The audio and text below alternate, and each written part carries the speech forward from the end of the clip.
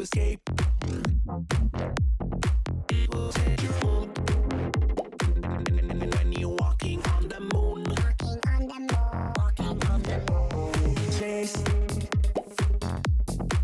your happy place. It will change your groove. When you're dancing on the moon, dancing on the moon. When we dance again, all our trouble seems to fade away. This is how I feel when you take me to some levels that I've never been. When we dance again, all our trouble seems to fade away. This is how I feel when you take me to some places that I've never been. When we dance again, that I've never been, that I've never been, that I've never, ever, never, ever, never been.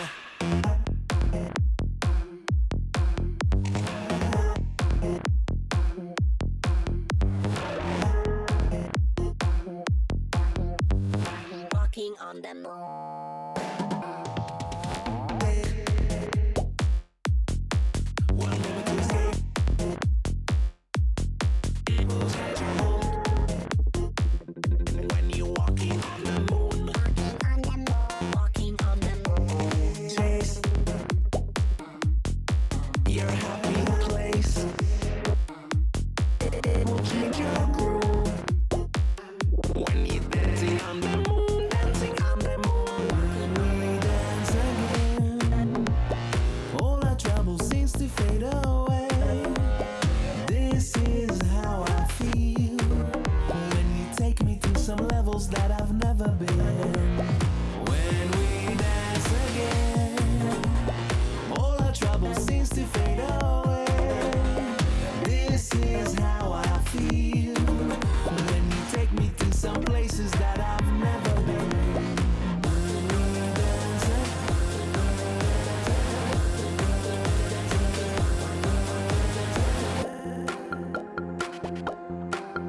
that I've never been, that I've never been, that I've never, ever, never, ever, never been.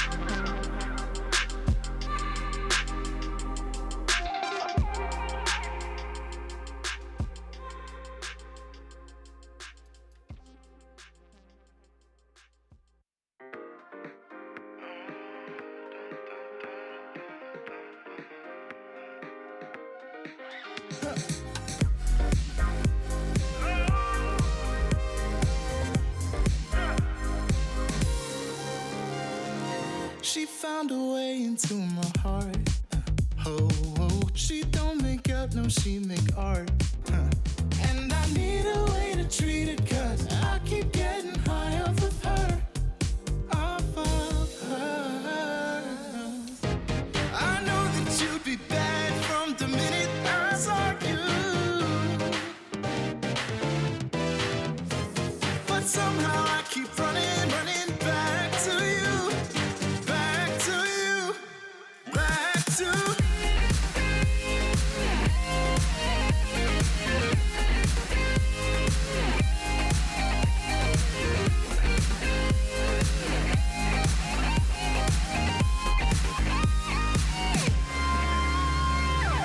long nights can get me feeling lonely. Hey. And hearing music that can make me smile. But the way I feel with her cannot be explained. But one thing still remains on my mind. I know that you'd be bad from the minute I saw you. But somehow I keep running back to you. Back to you.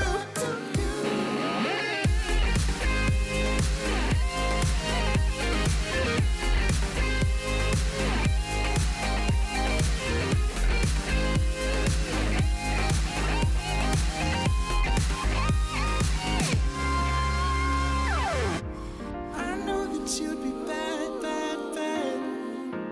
I know that you'd be bad, bad, bad. I know that you'd be bad, bad, bad. I know that you'd be bad.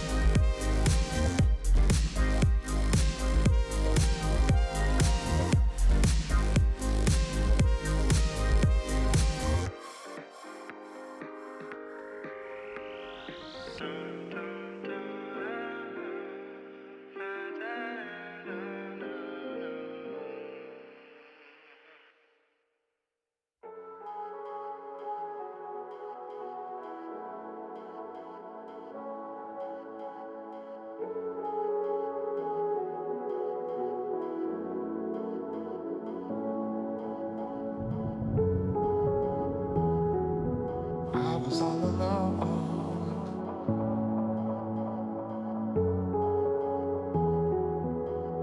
And you showed up under my umbrella. Oh, shelter from the cold. Where do we go from here? Where do we go from here?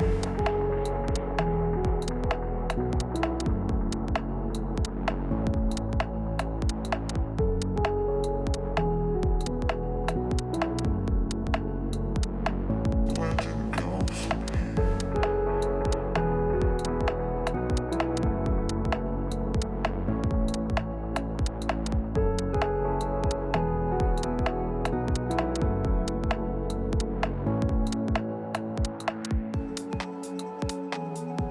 I saw you all alone.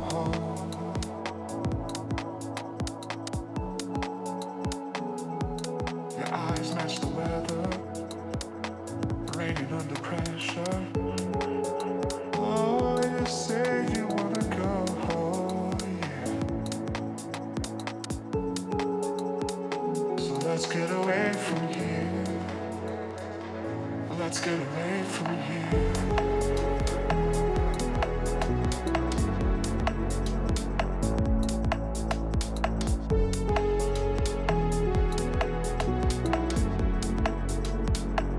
Let's get away from here.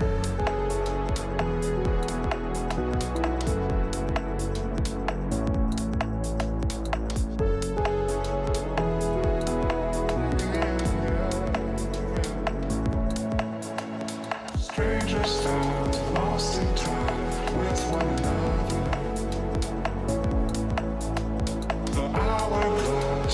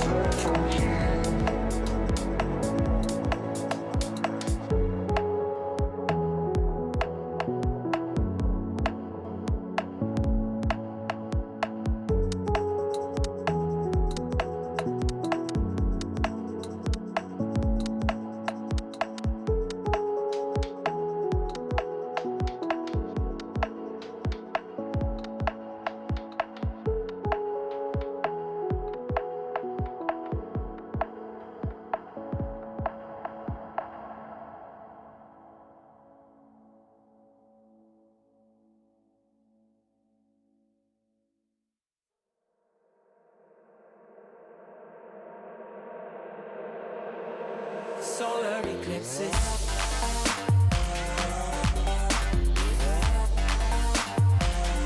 Solar eclipses.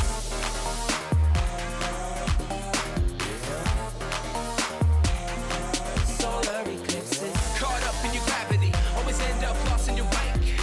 Intoxicated, maybe we can start again. Caught up in your gravity, always end up lost in your wake. Intoxicated, maybe we can start it. Maybe feelings change, I could be another. All the reasons why we've been separate ways. Feeling all alone in your company.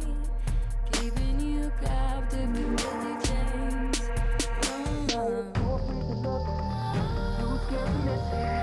When night and day, solar eclipses. Too afraid to look, too scared to miss it. When night and day, solar eclipses.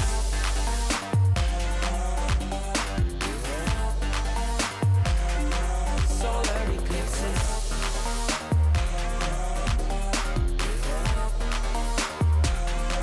Solar eclipses. Caught up in your gravity, always end up lost in your wake.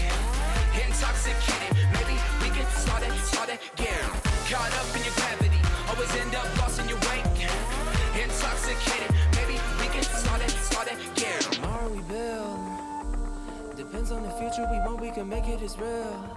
Maybe we will though, give up the ego. Making it feel good. Too scared to just let it go. Too scared to just let it go. Tomorrow we build. Depends on the future we want, we can make it as real. Maybe we will though. Give up the ego. Making it feel good. Too scared to just let it go. Too scared to just let it go. Caught up in your gravity, always end up lost in your wake. Intoxicated, maybe we can start again. Caught up in your gravity, always end up lost in your wake. Intoxicated, maybe we can start again.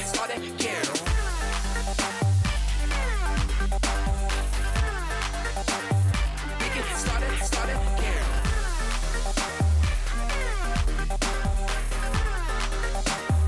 We can start it.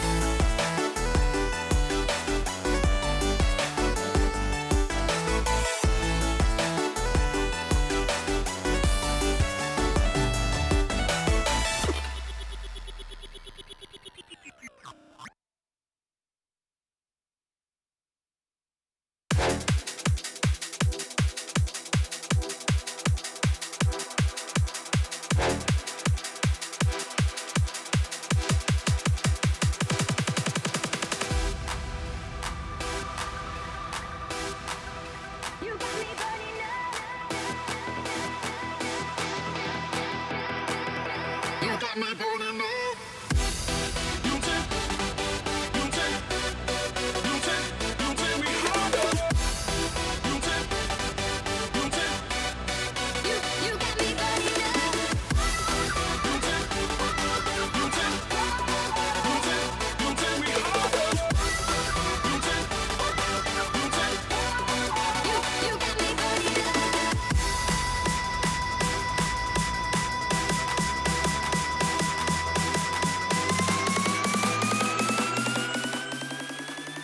You got me burning up.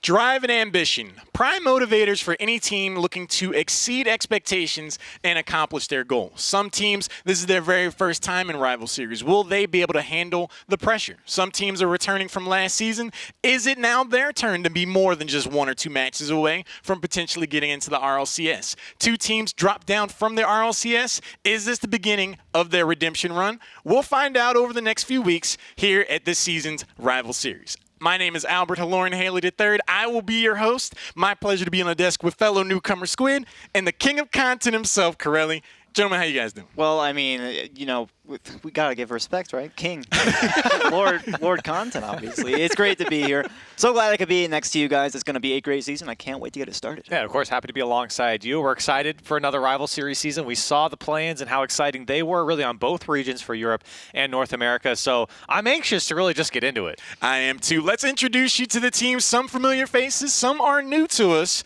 But a lot of these teams, we're really looking forward to seeing how they shape up. We'll introduce you and take a look at the standings going into week 1. No one's played yet, but we're going to see how these teams will match up. I'm particularly looking forward to Method because they do have that roster change. They had such a strong run last season. Maybe they'll be able to turn things around. But Squid, is there a team in particular that you're looking out for? Any of the top 4 can really make a solid run, but Baguette Squad is one that I'm really looking out for. They did amazing in the play-ins. They proved exactly why they should be here, and I'm looking to see if they can stay consistent with that performance and get some wins in this Rival Series. And something interesting about the European Rival Series this season in particular is that we have 2 teams coming down from the RLCS, very good teams, and of course we have Method, who was really the leftover team from last season, who did just fine, but unfortunately were just outbested by a team like FC Barcelona at this point, and Red Reserve previously on last season. So for Method, a 5-2 season was pretty good, but now they have to go through former RLCS teams, and it's very competitive here in Europe. Good, but they want better. The sources of motivation are slightly different, but our teams are playing for a lot more than just pride in being able to take down their competition. The Rival Series features some of the most dynamic winnings. The top 2 teams get the chance to go against the bottom 2 in the RLCS. The top 4 will return in the next season, but no team wants to be in that bottom 4 where they have to make that run again through play-ins. Yeah, it's going to be tough stuff for everyone. Obviously, you mentioned those bottom 4 are going to be, there's going to be the spots that drop out. Honestly, there's so much competition that anybody could end up in those bottom 4 if they're not making sure they're on their game. You can see the prize split right here. A good chunk of change for anybody placing a bit higher up in there. Yeah, something we always say in Rival Series is the money's great, but everybody wants that top 2 position. They're all fighting for it. And, top 4 is great as well, but you're here to qualify for RLCS. That's the goal that everyone has on mind. That's the reason we're here, right? Yeah. And that's the reason why people go through the play-ins and that they stay together as teams is to make it to the Rival Series.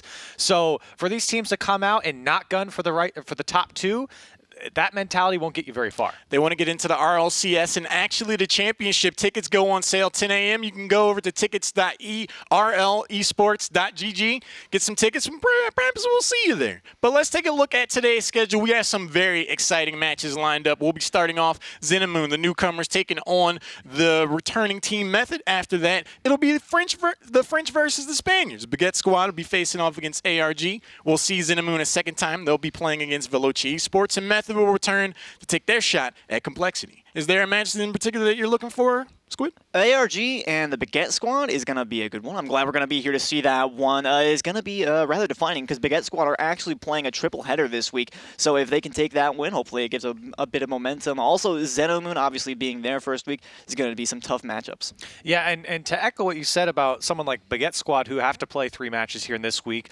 obviously Xenomoon and Method are both playing their 2 matches this week on stream. So a lot of implications coming out right out of the gate here. Again, Rival Series is a very grueling league. So when you have a doubleheader, and for Baguette Squad, when you have a triple header in just the first week, your season is defined by how well you do in week 1. Every match is incredibly important. Going into the first match, it will be Xenomoon taking on Method. On one side, you have a team who made their way through the lower bracket and just slugged it out to earn their spot here at the Rival Series. They want to try to show that they are a team to contend with. On the other side, Method, a team that's returning. They have a chip on their shoulder. They want to show that they're a dominant team too. Yeah, well, I mean, Xenomoon with a roster of Nihilistic, Xenzus, and Monkey Moon. And honestly, it's kind of interesting because for a lot of you out there, and even for some of the people on the RLCS team, Nihilistic and Monkey Moon are a bit, they're big, kind of newcomers. But Xenzus, he got him leading the way. He's got that RLCS experience. So we're going to see if he can lead them to a win here, but it's going to be a tough matchup. And all eyes are on Ocelon on the Method side because, of course, remember, last time we saw Method, they had Casio.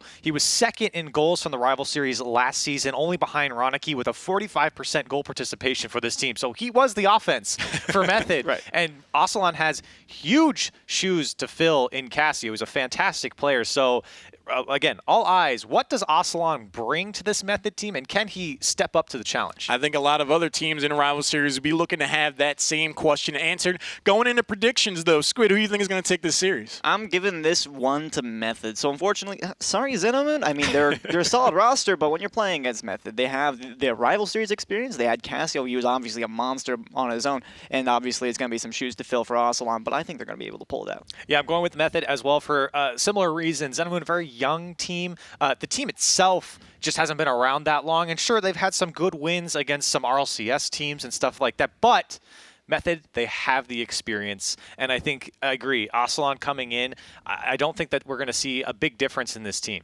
For me, I'm also going to have to go with Method. I'm just going to err on the side of experience. Xenomoon, you know, they had an incredible run to make it into the play-ins, but they still need to prove themselves against some of these stronger teams. So this is going to be a great challenge for them. But the very first matchup, newcomer Xenomoon squaring off against Method. Gentlemen, take it away. And I think the key word really here is newcomers because it's going to be tough stuff. We mentioned all the experience that Method have playing in the Rival Series. So for Xenomoon, with those 2 newcomers and Nihilistic and Monkey Moon, we're going to have to see if the nerves get to them. A double header this week, they could take a lot of momentum out of this. And something that we saw from Xenomoon was that they kind of play up to their competition or play down. They kind of play at the same level of whoever they're playing, and lucky for them, they're playing against Method, who have been very, very good in the Rival Series. So for Xenomoon, I expect them to play close. The big difference for me is, can they close out games? We will have to see. Closing out games will be the least of their concerns. Playing up against Method, let's see if we get to that point. We got a best of 5 headed your way. The first series of the European Rocket League Rival Series underway. Let's get this one right into it. Method in the orange, Xenomoon in the blue, and they're going to win off the face-off. Monkey Moon grabbing that side boost to try and start up their offense. This one past Nihilistic. Good pass down to center, but their striker taken out. You can already see the demo plays coming out, already breaking out of the Xenomoon offense. Good double tap opportunity off the post. It's still in the center, though. Bit of an awkward spot there for Rick's Ronde. Monkey Moon going to toss it off to the side, and Xenomoon starting off with their offense. And a lot of pressure coming out from Xenomoon already. And you saw Noel had a free opportunity off the backboard, and he hit it. He just couldn't put it on target. So for Method, a slow start. They got to figure out their defense. And it looks like they want to start up some offense right here. We got Ocelon taking the pass from Rick's Ronde and planting it right in the net. Well, we talked about it before the show began. Ocelon, he's got shoes to fill, and he follows up the shot from Rick's Ronde that just missed the net. Comes through and puts it away. A 1-0 lead for Method. Well, you mentioned Casio had a very good goal participation. So far, Ocelon has 100%. He's doing better already. That is a great start. We'll have to see if Method can keep it up. Only 40 seconds off the clock, and they did win the face-off rather handily. Xenzus will take it out of his own corner right past Ocelon, but it falls down to Rick's Ronde. Throwing it downfield, Nihilistic. Long clear, all the way into the orange corner. Burrito B for the play out. Nihilistic will take over. Potential pass into center is up high. Ocelon and Rick's Ronde both in the air. A bit of a double commit. This could open a window for Xenomoon to try and push forward, but it just drops off in the corner. And I'm noticing they're trying to get their offense set up, but Methods keep meeting it with full force. Well, Method's there, but there still is a lot of space for Xenomoon to play around in, and you can't let someone like Null have the opportunity to play in that space. And so far, Xenomoon have been there, but they really haven't put anything dangerous on target yet. This could turn into an opportunity. Ocelon will have to force it into his own corner. Good follow-up touch as well, right around Nihilistic, and now it's a 2v1 the other way. Can't get that one out in the center. Zenzis will drop it over to Nihilistic, to Monkey Moon, to the back wall, but not the net. Rix Ronde once again there to meet it. Lots of respect from Method for these newcomers. And again, a shot opportunity there, but just off the mark, and not enough to get through this defense. I do like the push, though. Here's an opportunity. Monkey Moon off the back wall. Burrito B is quick enough to send it off to the side, though, and Method looking for a counter. And Method, given all that space, everyone committed there from Xenomoon, and for Method, they're able to break out after just barely making the saves, but they've been absorbing a lot of pressure here coming out from Monkey Moon and the team here, and Zensis might have an opportunity as two go for Method. Rix Ronde finds a way out, and again, Method still kind of playing around their own end. Xenomoon, a lot of pressure here. And for Xenomoon, it's good to have all of that pressure. Bit of a miss there from Ocelon. They'll try and keep it on, but I mean, Method are dealing with it so nicely, and they're able to come from their own midfield and take it away from the opponents as we approach the half. They maintain the lead. Not too much offense coming out from Method. They're going to try and get an attack run up here. Nihilistic pushed up a little bit too far, and Ocelon finds the gap. 2 for 2 for Ocelon here. And this is just a fantastic shot to the back post. You can see 2 go from Zensis and just beats the last defender. It's Null who gets caught coming out just a little bit too far. Hit with pace to the back post and what gives him his second goal. Yeah, and honestly, in that spot, you're looking at that, you're thinking, all right, let's start moving downfield. And that may be as a result of them having so much pressure. Nihilistic was about ready to just get it across the midfield line and make that play, but he gets punished for it. Xenomoon trying to set up another attack run. Burrito B's not having any of it. Solid defense from all three of the Method players so far, but Xenomoon aren't done yet. They still got 2 minutes to make something happen here. Another shot easily deflected by Ocelon. Good direct delivery there, but shut down once again. Nihilistic off the side wall. Burrito B for the center. Finds Rix Rondes towards the net, but Monkey Moon's going to stop it before it can even get close to the goal line. Method looking to set up on offense once again, and they're so good at getting it around multiple players with just one of theirs. And I think this is something that we were talking about for Xenomoon, is that they do have the pressure, but they're a little bit reactive in playing against Method. They've struggled to have a solid defense on their own end, and while they've done great on offense, they're really not creating any dangerous chances, and that's really been the difference maker here in the first few minutes. And at the very least, at least they have that offense. I was mentioning that earlier. Often a hard first step for a lot of the newcomers, but they seem to have that one down. They just need to start putting aggressive shots on. Method don't seem to have much of an issue dealing with their players right now. Burrito B with a great mind game over to Rix Ronde. Oh, man. That's completely open. And we saw Burrito B last season pull off plays like this one. Completely fakes out Monkey Moon with the jump and then finds the pass over to Rix Ronde to beat the last defender. Talk about using your brain. Burrito B, great play from him. I mean, the B in Burrito B obviously stands for brain. It's so. a burrito brain. Burrito. Okay, maybe not burrito brain, but you get the idea. 3-0 now for Method with about a minute left. And for Xenomoon at this point, it might be time to look forward to game number 2. It is a best of 5, so plenty of time to make amends. And there's a nice shot, Nihilistic off the post. That's 2 this match now off the double tap. It's 2 coming off the post here for Xenomoon, so they're that close. And with all that pressure, they have 2 solid opportunities, but they're getting caught in their own defensive end. That's a big miss coming out from Monkey Moon. Still able to follow it up. He's got full boost here as the save comes out from Ocelon, and Method get out. And I will say, Xenomoon with an opportunity here. Monkey Moon's going to capitalize on that one. Bit of a mishap. I spoke too soon here. Method, Rix Ronde actually pushing this one to his corner. You think maybe that was buying enough time, but Null comes through and Monkey Moon puts it away off of another miss from a Method defender. A 3-1 scoreline. Xenomoon finally on the board. And you have to appreciate that placement from Nihilistic, finding that nice piece of real estate on the back wall. Very important at this high level of play. About 30 seconds left. If Xenomoon find one with time left, we could be looking at a potential overtime, but Method have been doing a great job on the defensive end. Save that one small error. Looking for another one. Zensis will easily save that one away as we approach the final 20 seconds. It's nice to see Xenomoon making a couple of connections this game and the passing game. Looking for another goal right here to see if they can get one before regulation expires. Onto the back wall. Ocelon will easily touch that one off to the side. Down into center now. Easy touch for Burrito B on that pass down, and Method gonna close out game number 1, 3-1, solid stuff. And this was a very good win here for Method, and while they did, again, absorb a lot of pressure here from Xenomoon, They played well on defense. They were able to push away a lot of the shots. I think they got a little bit lucky with just inaccuracies coming out from Xenomoon as well. You go back to the null shot immediately in the beginning of the game, the open backboard second touch that he had, and then, of course, the one late into that game just going off the post for Xenomoon. So for Method, the defense holds strong. It's great to see Ocelon get involved. That was something that we were concerned about coming into this. How does he fill the shoes of Cassio? Can he do what Cassio did? So far, so good for Ocelon. And now I think a lot of the talk moves over to Xenomoon now. How do they play? How do they break down the defense of Method? Because they're there. They're going down the field, and they have the opportunities. They're just not finding it.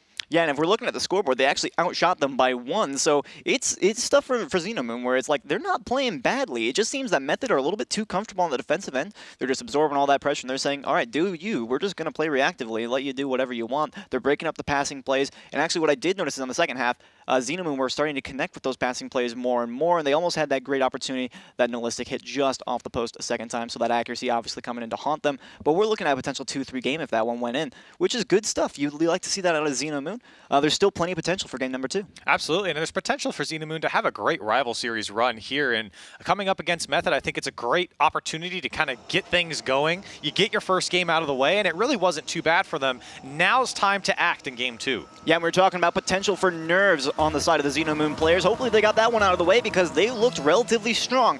Regardless of the loss there, we got a 5 fresh minutes on the clock. Regulation is underway now in game number 2, and Nolistic starting off with a flip reset. Can't dunk Burrito B, but I'm already liking the confidence. And immediately off the kickoff again, Nolistic gets a shot on target. Not able to put another one away, but still, it's good to see to have early pressure coming out from Xenomoon. Again, Nolistic, another great touch. Tough save coming out from Ocelon. That one wasn't going in, but it just puts the defender in such an awkward position. Yeah, Nolistic, you could see he was going for that ceiling shot as well. That's a very solid spot to be in because it makes Ocelon realize, he's got to do something to that ball. So already applying some significant pressure on the Method defense, and it's going to stay there for a moment. Zenzis is in the air, looking for the shot on. It's just a little bit low. Not going to be much for Ocelon to put that one away. He's going to get past one more, but Nolistic not going to have any of that. Taking him out of the play. Method looking to get start up here. A great dunk there as well. Nolistic just a little bit low on boost and can't make the entire play himself, but he's looking to be the standout player for Xenomoon right now. He absolutely is. He's pushing the ball down the field and being that driving force. It's something that we did see in the play-ins from him. Here he comes again. Maybe a second touch. He can't drop it down. He had Monkey Moon coming through as well. Method on the overcommit, able to get out. They're looking for some offense right here. Rix Ronde can't carry that one all the way to the goal line, unfortunately, for the Method team. A minute 15 gone now. They're looking to set up their first attack run. Burrito B in towards center. Monkey Moon will reach that one first. It's all the way to the orange back wall. Zenzis off the corner, up high. Xenomoon waiting patiently for this one. You can see they're starting to adapt to the Method defense. Pass from Monkey Moon over to Zenzis, drops into the corner. Ocelon will be there to meet it, but no touch made. He'll carry this one out of his own corner. Demoed for his efforts. But a lot more of the midfield line is what we're seeing out of Xenomoon. They're not trying to be so much on the pressure this game. Yeah, we talked about nerves earlier for Xenomoon, but of course they have Zensis on their squad, who has been in the RLCS a couple times, so he's no stranger to this type of play, and I think that he's really done a good job of locking it down on the backside for people like Monkey Moon and Nolistic to kind of have their time to shine downfield. It's really been Monkey Moon and Nolistic pushing the ball down the field and being that offensive force. As we approach the half, still 0-0. More possession for Xenomoon as we pick up on the gameplay once again. Nolistic going to find a spot on the back wall here. Is he going to go for the double tap? No, it's Monkey Moon. Burrito B is there waiting for it, however. Into the corner. Zenzis with a shot opportunity met by Rix Ronde. Again, decent defense from Method.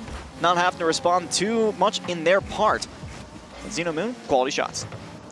Another opportunity coming from Method. That one's actually going to go off the post here. Monkey Moon's forced to push this one past, and maybe an opportunity for him by himself. He'll put it away, and Xenomoon on the board first. And this is a great capitalization of what seemed to be a bad situation. That one moving off of his own post gave him a very favorable bounce, and you could tell the Method players were not expecting that one. That is a necessary skill. You got to be ready for those. And it's interesting, too, because it comes off of a little bit of a defensive blunder from Xenomoon, letting that one go all the way to their net and coming off the post, but they're able to turn it around into a goal-scoring opportunity. And now another one right here. Quality spot on the backboard. Zenzis can't put it on target, but he knew he had to be fast to that one. Great bump on Ocelon right there. Opens a great spot for Monkey Moon. Plenty of possession right here. Saved by Rix Ronde. He'll drop off into the corner. Xenomoon honestly looking to just try and hold on to this one-goal lead, maybe extend it a little bit, but Method aren't having any of that. Nolistic Off zone backboard. No boost left in the tank. Rick's Ronde going to try and get something started up, but easy for Monkey Moon. A long clear. Burrito B just barely gets a hand on it, saving that offense from being against them for just a second. But Xenomoon seems to be handling this pressure rather well. Method going to get set up. Another touch coming out here from Noel as well, and pushes it into an air dribble, and he goes past everyone and finds the back of the net. He does it all by himself. How many solo plays are we just going to see out of Xenomoon? Is this basically their entire game plan? You know, 3 defenders, who really cares? You just beat the guy in the air, beat the guy on the ground, and the others caught going for boost. You do not have an issue. And Method just completely disrespect what Nolistic can do. He's shown it for the last 2 games now that he will take this game under his control by himself. And he does it here in the last minute and a half. Well, I guess the secret is just bait Method into thinking that you're not going to throw as much offense at them. Here we got Monkey Moon going for a ceiling shot, completely empty on boost, almost gets the touch, not quite. But it is on the Method backline for just a second, 70 seconds on the clock, and Xenomoon with a solid 2-goal lead. It's up to Method now to respond. Ocelon into the corner. Nolistic up high, Ocelon once again over to Burrito B. The shot's on, no, it's off the post, and Nolistic will get the clear. 2 posts now for Method. It's the same exact spot on the post too, and the defense just barely hanging in there for Xenomoon. Method knocking on the door. Here's another one going off the backboard. Are you kidding me, Ocelon? He puts that one away and they get on the board. And what an opportunity play here for Ocelon, because he just got smashed by Zenzus right there, but he knows exactly what's going on. There is no opportunity that is completely out of his control at any time, it seems. He's just going off. I cannot believe the last 2 goals we've seen. Ocelon doing so well to just stay with the play, even after getting bumped, recognizing that he can follow that up and put it away, and gives Method a shot to tie this game up. Ooh, and a good chance there, but the fake actually fakes out. Nolistic. Monkey Moon's gonna be there. Rick's Ronde just barely missing out on that aerial redirect. And Method with a solid opportunity there. Unfortunately, they couldn't convert that into more offensive pressure, but they're gonna see if they can push out here. Xenomoon more than happy to control this one at the midfield line, but it's going to go to their back wall. Zenzus has to drop to the corner. Still an opportunity. Ocelon to the midfield. It's just up high. Burrito B in the air. It's towards the goal. Nolistic is going to close that one out. Monkey Moon to back him up the final 10 now. And Xenomoon want to lock in this win right here and now off the back wall. A demo on Burrito B as well. Zenzus has control for just a second. They're going to let this one drop if they can, and Xenomoon have game 2. Whoa, whoa, whoa. Hold on a second. Things have changed here in the latter half of game number 2. Xenomoon looking a lot better here and obviously taking the win.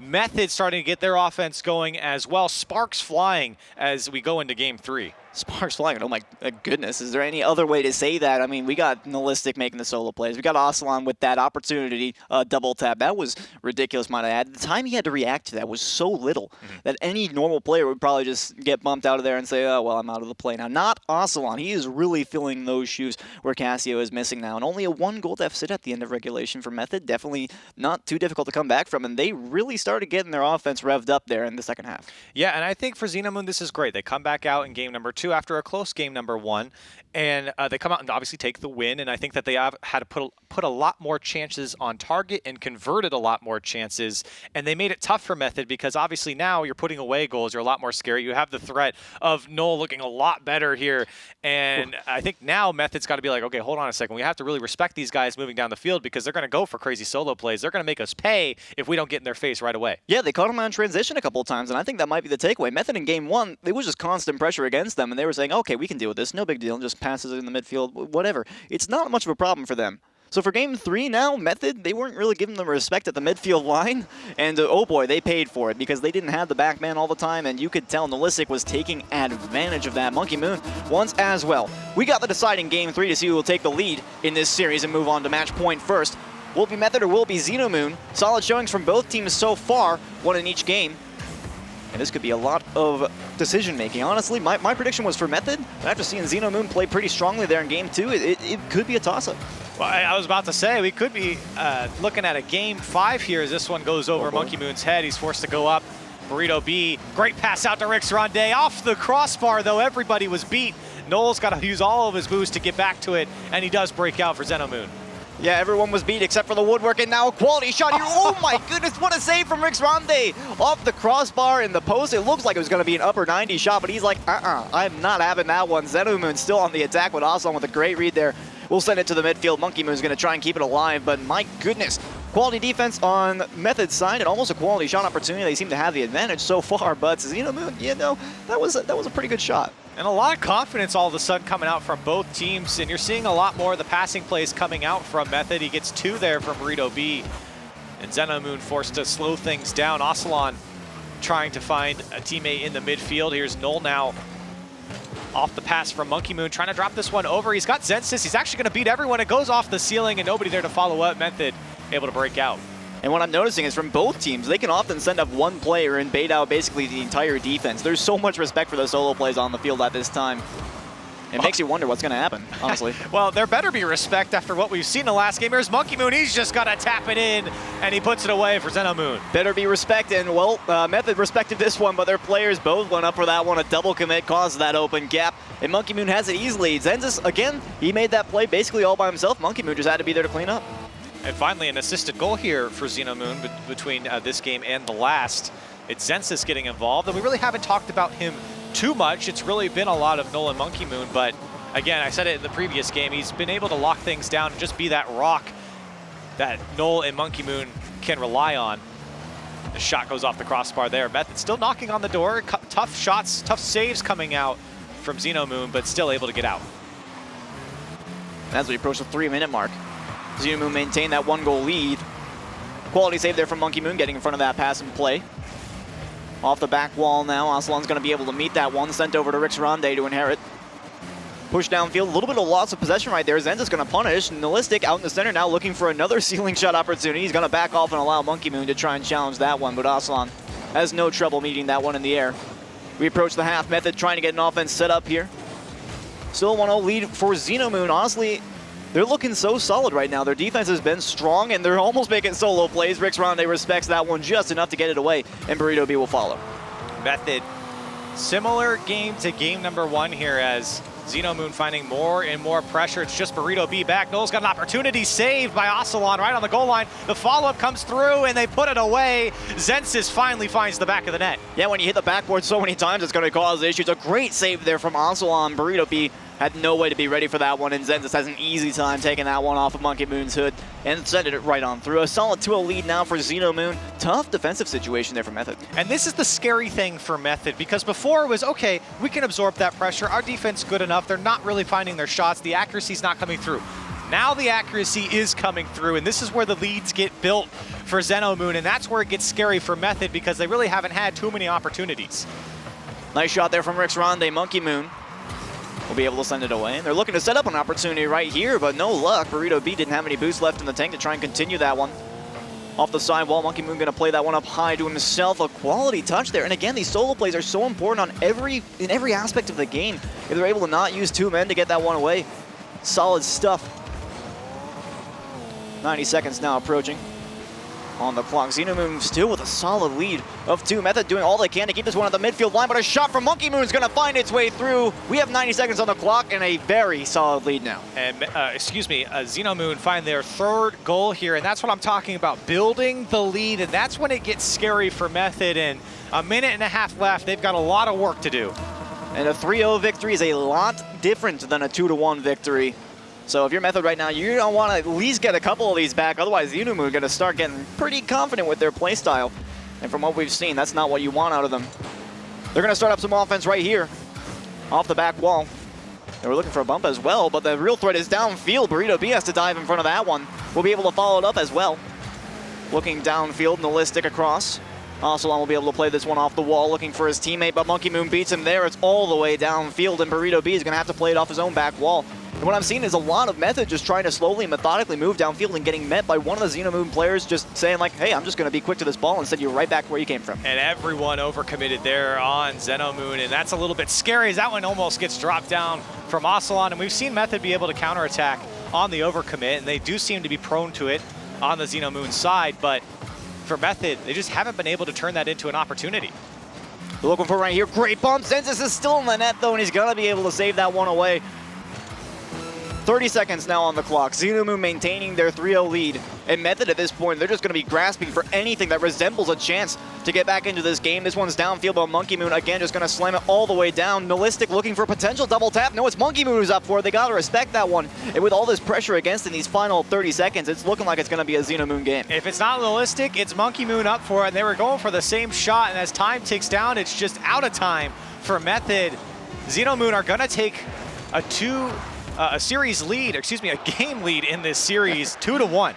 2-1 indeed. And oh my goodness, tough stuff for Method now because we saw some quality offense, but we also saw incredibly quality defense out of Xenomoon. We had Xenomoon with more possession, more presence in the midfield, to be honest. And when Method was trying to start up a passing play, we didn't really see much out of it because that was usually the end of the story. Xenomoon just saying like, not happening, not on my watch. And completely shut out here is Method, and that's when things really start to get frustrating because not only do you not have the offense going, you're absorbing a lot of pressure, your opponent's finding the back of the net more, and now you're not. And it was something different that we saw in the first game. Like we said earlier, it's like, okay, you can absorb that pressure as long as you're finding the back of the net when you're on the counterattack or you're having some great shots. Ocelon really playing well in game number 1, but now you look at this game and you say, okay, a lot of pressure coming on, but we're not generating chances. We're not generating dangerous chances, goal-scoring opportunities, and it never came through from Method. So now you get shut out. You got to go back to the drawing board and think about how we can counter this play style from Xenomoon. Yeah, I mean, I'm looking at the scoreboard and I'm seeing Ocelon with 0 shots. He was their player in game number 1. He was the player who we thought this is the new Casio. He's going to be able to fill those shoes right. If you're not putting shots on net though, it's going to be hard to fill the shoes of the best striker or one of the best strikers in the league. So now for Method, I mean, it's just finding more of that offense. I feel they're not able to make the passing plays in the midfield and play with each other. It's going to be tough, and the Xenomoon have shown that they can really effectively cut that off. So now as we move into game number 4, this is going to be series point in favor of Xenomoon. They just have to take one more here, and they have plenty of momentum from last game. Absolutely, and this is how you want to start off the season, is with a win over Method, especially when you have a doubleheader in your first week.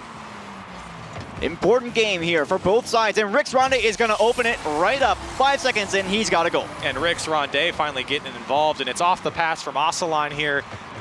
Monkey Moon actually passed it out to him.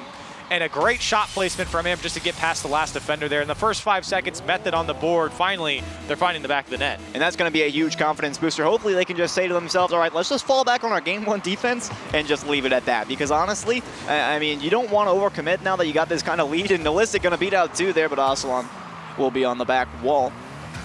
Putting that one all the way downfield past Zenzus as well. This could turn into an opportunity. Monkey Moon has to be quick. It's still on target, it looks like, and it will find its way in. Burrito B has himself a goal. And that was an interesting one coming out from Burrito B. It comes off of the ceiling. Again, Monkey Moon involved, just dunked. And it goes straight into the back of the net. Method in the first half of the first minute here, able to find the net twice. And you could tell just by watching that one play, these couple of plays really coming out from Method, that Xenomoon was doing a great job of beating them to the ball, but so far that does not seem to be the case here in game 4. Method has really changed something.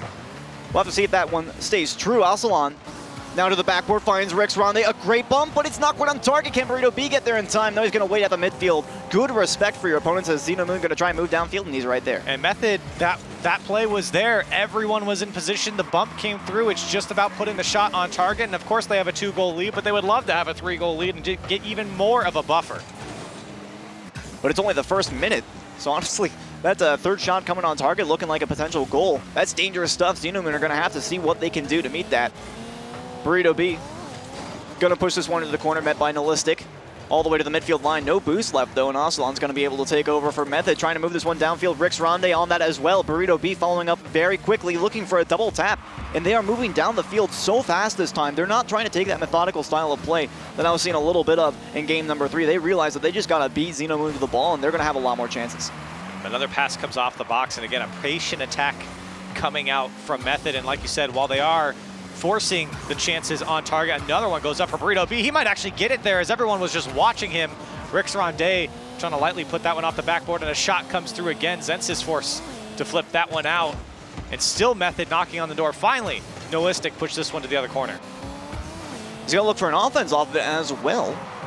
Monkey Moon's going to be the first one there, but a little bit too late to put that effective shot on target. Zenzis off the sidewall now, looking to set something up. A good bump there from Nihilistic, but Burrito B is going to be able to meet it in time.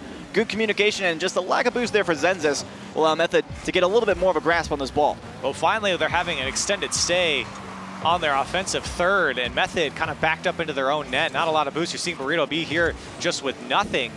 And a light shot comes out. It's an easy save, and Monkey Moon again back down the field. Noel gets a second touch. And here they come, Xenomoon trying to make something happen as we approach halftime. The quick transitions, which were their boon for a while there, seem to not be working out as well. Method giving them a bit more respect. Obviously, they were able to get the ball downfield, and that's where they remain at the moment. Just past the half, Method with that 2-0 lead still. Ocelot on the backboard, they're looking for another one. They find a nice piece of real estate. Both players waiting in the midfield. Nihilistic with a great beat there. Zenzis will toss it off to the corner. But a quick loss of possession. Method just trying to move this one straight back downfield. Their midfield presence is so much stronger this game than it was last time. Yeah, they're not letting anyone come into their own half without a player meeting them here. And again, Method still knocking on the door. It's been a much better game from Method as well, just being able to control the game and really keep possession of the ball. It's a lot easier when there's a lot of solo plays going on. If you keep possession, it's tough for them to pull it off. And this really feels like a whoever scores first kind of wins situation. If Method can pull this one out, obviously, that'll hold true.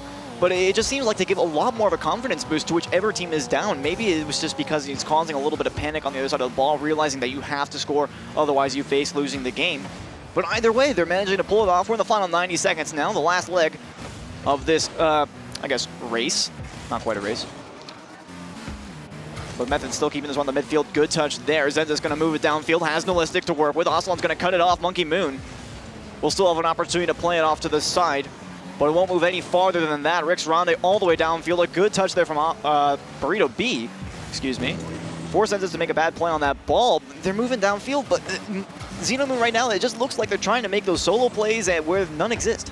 And time is ticking down here. Monkey Moon trying to find something through Noel. It's been our bread and butter throughout this series, and that's just a big miss coming out. Now 2 go for Xenomoon, and Burrito B has an easy one to throw it down the field. And for Method at this point, they're just trying to run out the clock, or if the opportunity arises, find one to the back of the net. Noel's throwing for the bump on Rix Ronde, and Monkey Moon just ran out of boost. Zenzis off the crossbar from the save, and Xenomoon are just being denied at every step of the way from Method. And you can see they're trying so hard to keep this ball in the zone right now, but Method are pushing so hard to get it out. A great touch right there to get it past Nihilistic, and now he has to play it into his own corner with less than 20 seconds remaining, and you know you're in a bad spot when you have to say that that was your play call, because honestly now in the final 10, there's nothing that Xenomoon can do against this. And I really think it's starting to turn into a game of whoever scores first wins.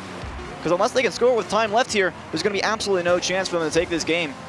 Method looking to shut out Xenomoon right here, and game number 4, that is the case as the ball hits the ground. We got game number 5, and honestly, could you ask for better for the first series? Absolutely not, and I am incredibly impressed with Xenomoon so far, going to game 5 here against Method right off the bat. And I have to give credit to Method as well. They're really adapting to what's going on here. Obviously, Xenomoon has a very in-your-face type of play style, especially with Nihilistic just always having the perfect touch to set himself up for something. And Method have really started to figure it out. We touched on it. A lot more possession was kept in this game, and it just made it tough for Monkey Moon to find Noel down the field. It made it tough for Noel to really pull anything off because they just simply didn't have the ball. Yeah, and there were spots for Xenomoon where it felt like they were getting desperate to make those solo plays, because we saw a couple of times where Nihilistic would be moving downfield and he's trying to do something with the ball, and Method are just kind of waiting for him. They're just saying, okay, you do you. Just throw it on the back wall. We're just going to play it off the back wall. We know what your plan is this time around. And so when Xenomoon were relying kind of heavily on those solo plays a couple of times, Method just said, okay, make your solo plays. We're just going to shut it down anyways. And it's a much more patient on defense from Method, and that's something that you have to do when someone's coming at you full force with flip resets and ceiling shots, is you got to know when it's your time to go. And I think Method really figured it out in this game, shutting out Xenomoon in particular, especially after Method had just gotten shut out. They come back and immediately score 2 goals right off the kickoff. So for Method, it was a great way to bounce back, but now it's all on the line here. It's your first game on stream. It's your first game in the European Rival Series. If you're Xenomoon, you're in game 5. Last last chance to pull out a win. Yeah, and this is an important one for both teams because Method's going to be playing against Complexity later, and Xenomoon going to be playing against Veloce later. So this is a big one for both these teams. We're looking at a potential 0-2 situation for either person who loses this. Right, with both teams having a doubleheader, we said it before we even got into the game that it does kind of show where you're going to be in this European rival series and how your season is going to go. So nobody wants to start off with a loss, and nobody wants to have 2 losses in your first week. That one almost spells disaster for your season. And we mentioned that Method, obviously, the more experienced players in this particular instance. For Xenomoon, this would be a huge win to take. We mentioned how it would be great for momentum. Obviously, with Method, they would have the momentum, obviously, moving into Complexity. But they're kind of thinking to themselves, we should win this. So in the case that Xenomoon wins, it's going to be tough for them to move forward. But for Xenomoon, that's going to be a huge confidence booster as well. So something we'd very much like to see. It's just going to cause drama either way you slice it, which is unfortunate to see. But, you know, that's just the way the cookie crumbles. And I had talked to Rix Ronde before this series. I talked to him yesterday, and they haven't really played too much with Ocelon. I think that they can be very happy with the way he's played so far in this series. But again, it comes down to, can you close it out in Game 5? Oh boy, game number 5. Well, somebody's going to be able to close it out in game 5, so that's at least we know that, unless they just go into an infinite overtime or something. But I highly doubt that's going to happen. We got the action underway.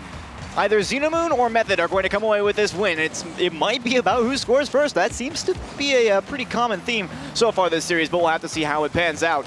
Method playing a solid game number 4 coming off of that one. A great passing opportunity there from Zenzis to Nihilistic, but cut off rather quickly by that quality Method defense that we're so used to this series. And we're not seeing an explosive offense right off the bat from Xenomoon. While they did have possession, it's Method who find the back wall first and still trying to keep this one alive. 2 big whiffs there. Rix Ronde able to bail out. Ocelon going for the bump. It's just Rix. Burrito B can't get it either. Nobody from Method able to find the touch. It was an open net. The demolition came through, but they couldn't put it away. Such a good play call, but unfortunately not able to capitalize. Fortunately, however, that is a huge weight on their back, and oh my goodness, that weight has just been lifted because Ocelon, he comes out and scores first. And Ocelon just goes up and takes this one, and it comes off of Burrito B and Null, and it just drops it down into the middle of the net. There's really not much more to say other than it's poor defense from Xenomoon, and of course Method able to strike. They've been kind of poaching the top of the box throughout this series, and they drop one down finally. So now it's up to Xenomoon. They're looking for a quick strike back, but Rix Ronde is going to be there to save it away right off of the face-off, but that is the attitude you want if you're Xenomoon right about now. Unfortunately, they're going to have to drop this one to the opponents, but a quick shot from Monkey Moon. Now past to Nihilistic, back to Monkey Moon, shot on target. Rix Ronde is there to meet it again. He has got them red. Passing plays coming through now for Xenomoon, and it's absolutely so dangerous, but Burrito B just as dangerous as he finds the back of the net. And unfortunately, that buzzer sounds to indicate that goal was scored. I want to say that was a fantastic save, but it looks like it was just a bit of an own goal. Zenz is getting in the way of the clear from Monkey Moon there, but you can't really blame him for that one. That's just tricky to read. And so, you know, you go back to game number 4 and you say Method scores 2 goals in about the first minute and a half or so, and of course, they shut out Xenomoon in that one. So things looking similar here in game number 5. Things looking similar, but fortunately, there's still plenty of time to remedy that. We got 3.5 minutes still left on the clock. And Method with only 2 goals, I mean, that's still doable. We've seen Xenomoon rise to the challenge plenty of times before. We'll have to see if Method just try and pile it on. Rix Ronde denied by Zenzis there. Good pass from Burrito B as well. We're moving back downfield. Xenomoon on transition. Good touch there from the Nihilistic, but nothing that Burrito B can't handle. Now out of the corner. Monkey Moon over to Zenzis, easily met by Ocelon this time around, but a bit of a double commit could open up a spot. Nihilistic with all the solo plays so far, can't do anything with that one. It's still in the zone though. They're just gonna keep peppering the backboard until it finally moves through. And again, more offense coming out from Xenomoon, but they just can't break down the defense of Method. And here they come once more, and they would love to find a goal here earlier on. Obviously earlier rather than later, but you just don't want the pressure of time ticking down on you in a Game 5 situation. They are continuing with the offense though, which is nice for their benefit. This one off the back wall. Good touch there. Monkey Moon couldn't quite put it on target. Nihilistic gonna drop this one off the side. Ocelon in a bit of a strange situation, but does win the boost. Monkey Moon for a shot. Bit of an easy save, but a double commit as well could turn into an issue. But Monkey Moon not quite ready for that one. Method seemed to be getting a little bit antsy on the defense here. Yeah, bumping into each other on the goal line as well. Here's Nihilistic with another opportunity, dunked away by Rix Ronde. And while it has been the ball on the Method side, they've been turning away a lot of these shots and a lot of these kind of lobs towards the net or passing plays across the box. That one, though, a little bit dangerous. Zenz is not ready for it. Another good opportunity, but they weren't there. Xenomoon more concerned with trying to keep the offensive pressure up at this point. But Method with a 2-0 lead as we approach the final, or sorry, we are in the final 2 minutes now. This could be a bit of a momentum hit.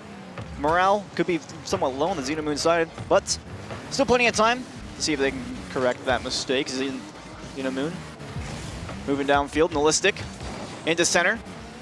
Once again, no passing target quite there. Off the back wall now, Rich Ronde in an awkward spot. Ooh, Monkey Moon can't get it in. Nihilistic for the follow-up. Burrito B will not have any of that one, but so much pressure from Xenomoon. Getting denied right there, and now the transition downfield. Method is just looking so strong.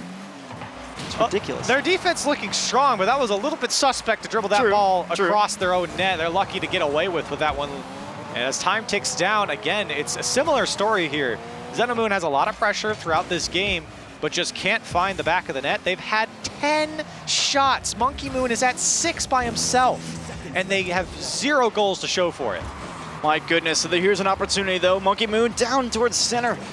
Zensis gets denied by the defense though. Method holding strong. We've seen some suspect plays. What a Oh pass. my goodness, Monkey Moon denied again. None of these passes are working. This is like game 1 all over again. Xenomoon making the passing plays, but nothing is getting through. And another opportunity here, a little bit disarray in defense, and Zensis able to put it away, and they do it just in the nick of time with 36 seconds left. Still plenty of time to make something happen. Bit of a double commit on the defense once again. Method are getting nervous. For Xenomoon, gives you all that momentum, and then considering Method's style of play right now, they're getting antsy on the goal line. This could be good. And the pressure pays off, but now you got to go. 36 seconds left. You got to go straight back into that pressure and find the back of the net quickly. And a good push there from Rix Ronde to slow him down off the kickoff. There's still 30 seconds though, a couple of demos actually. Rix Ronde gonna beat the opponent to that ball. This could be dangerous. Monkey Moon has no boost. It's an open net. He can't put it on target. And Xenomoon with the opportunity to move down the other way. Bit of a double commit there, just past the midfield line. Monkey Moon with no boost. Into the corner. Great touch there from Nihilistic. Says it has to wait on this ball. Burrito B with a bit of an awkward touch. It will be a win on the 50-50 though. Very important. Method moving this one as far downfield as they can get it. They don't even want anybody following up, but with that final shot on net, Oceania is going to send them to a series win. And Method finally able to put this one to bed. And what a series to start off the European Rival Series. My goodness, both of these teams are very close in skill level. We thought maybe Xenomoon, we didn't really know what they were. Man, they came out and made a statement. Do not mess with these guys. Obviously, Method walking away with the win here, but I have to say, Xenomoon looked good, and they looked very scary throughout this series. Oh yeah, we predicted for Method, but honestly, after watching that, it could have been a toss-up. And Method, as we mentioned, they're the experienced players now, so Xenomoon almost pulling off that upset, it would have been outstanding for them, and they still got to take away. I mean, I don't want them walking away with their heads They down. have another game. They have another game today, and they looked incredibly solid against Method. They brought out the worst in Method at times, and that's really the key, is if you can really bring your opponents down like that, then you're going to have a good time.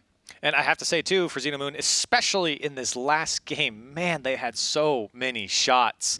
Monkey Moon had like 7 or 8 by himself. So for Xenomoon, it's just about finding the back of the net, maybe a pass across the box. A lot of solo plays coming out, and I think it did work early on, and we still saw it to just kind of break out into the offensive third, but it didn't really result in a goal-scoring opportunity. Late into the series, Method started to figure out how we slow down Monkey Moon, how we slow down Nihilistic, but man, I'm excited to see these guys play throughout the Rival Series. As am I. They'll be playing later against Veloce. That's going to be our third match. But before we have that one, we're going to be moving to a quick break. We're going to have ARG and the Baguette Squad coming up next. This is the EU Rival Series, and we'll be right back.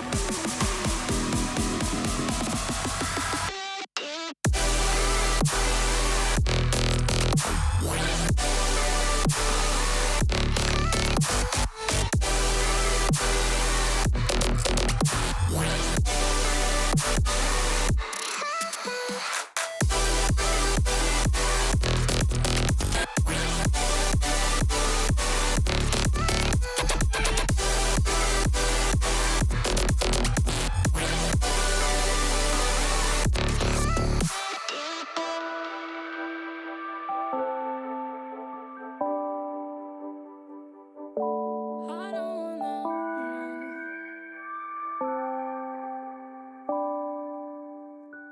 lose it all, no.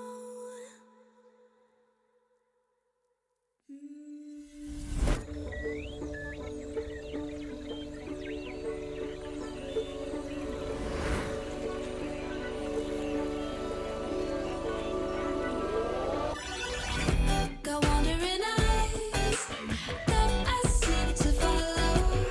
Can only stay still for some time. I've never aligned with the city's pulse, so that makes it easier to leave behind. I just wanna get to know brighter lights in Tokyo. Somehow hear it whispering that could be the one you're missing. I just wanna get to know brighter lights in Tokyo. Somehow hear it whispering I could be the one you're missing.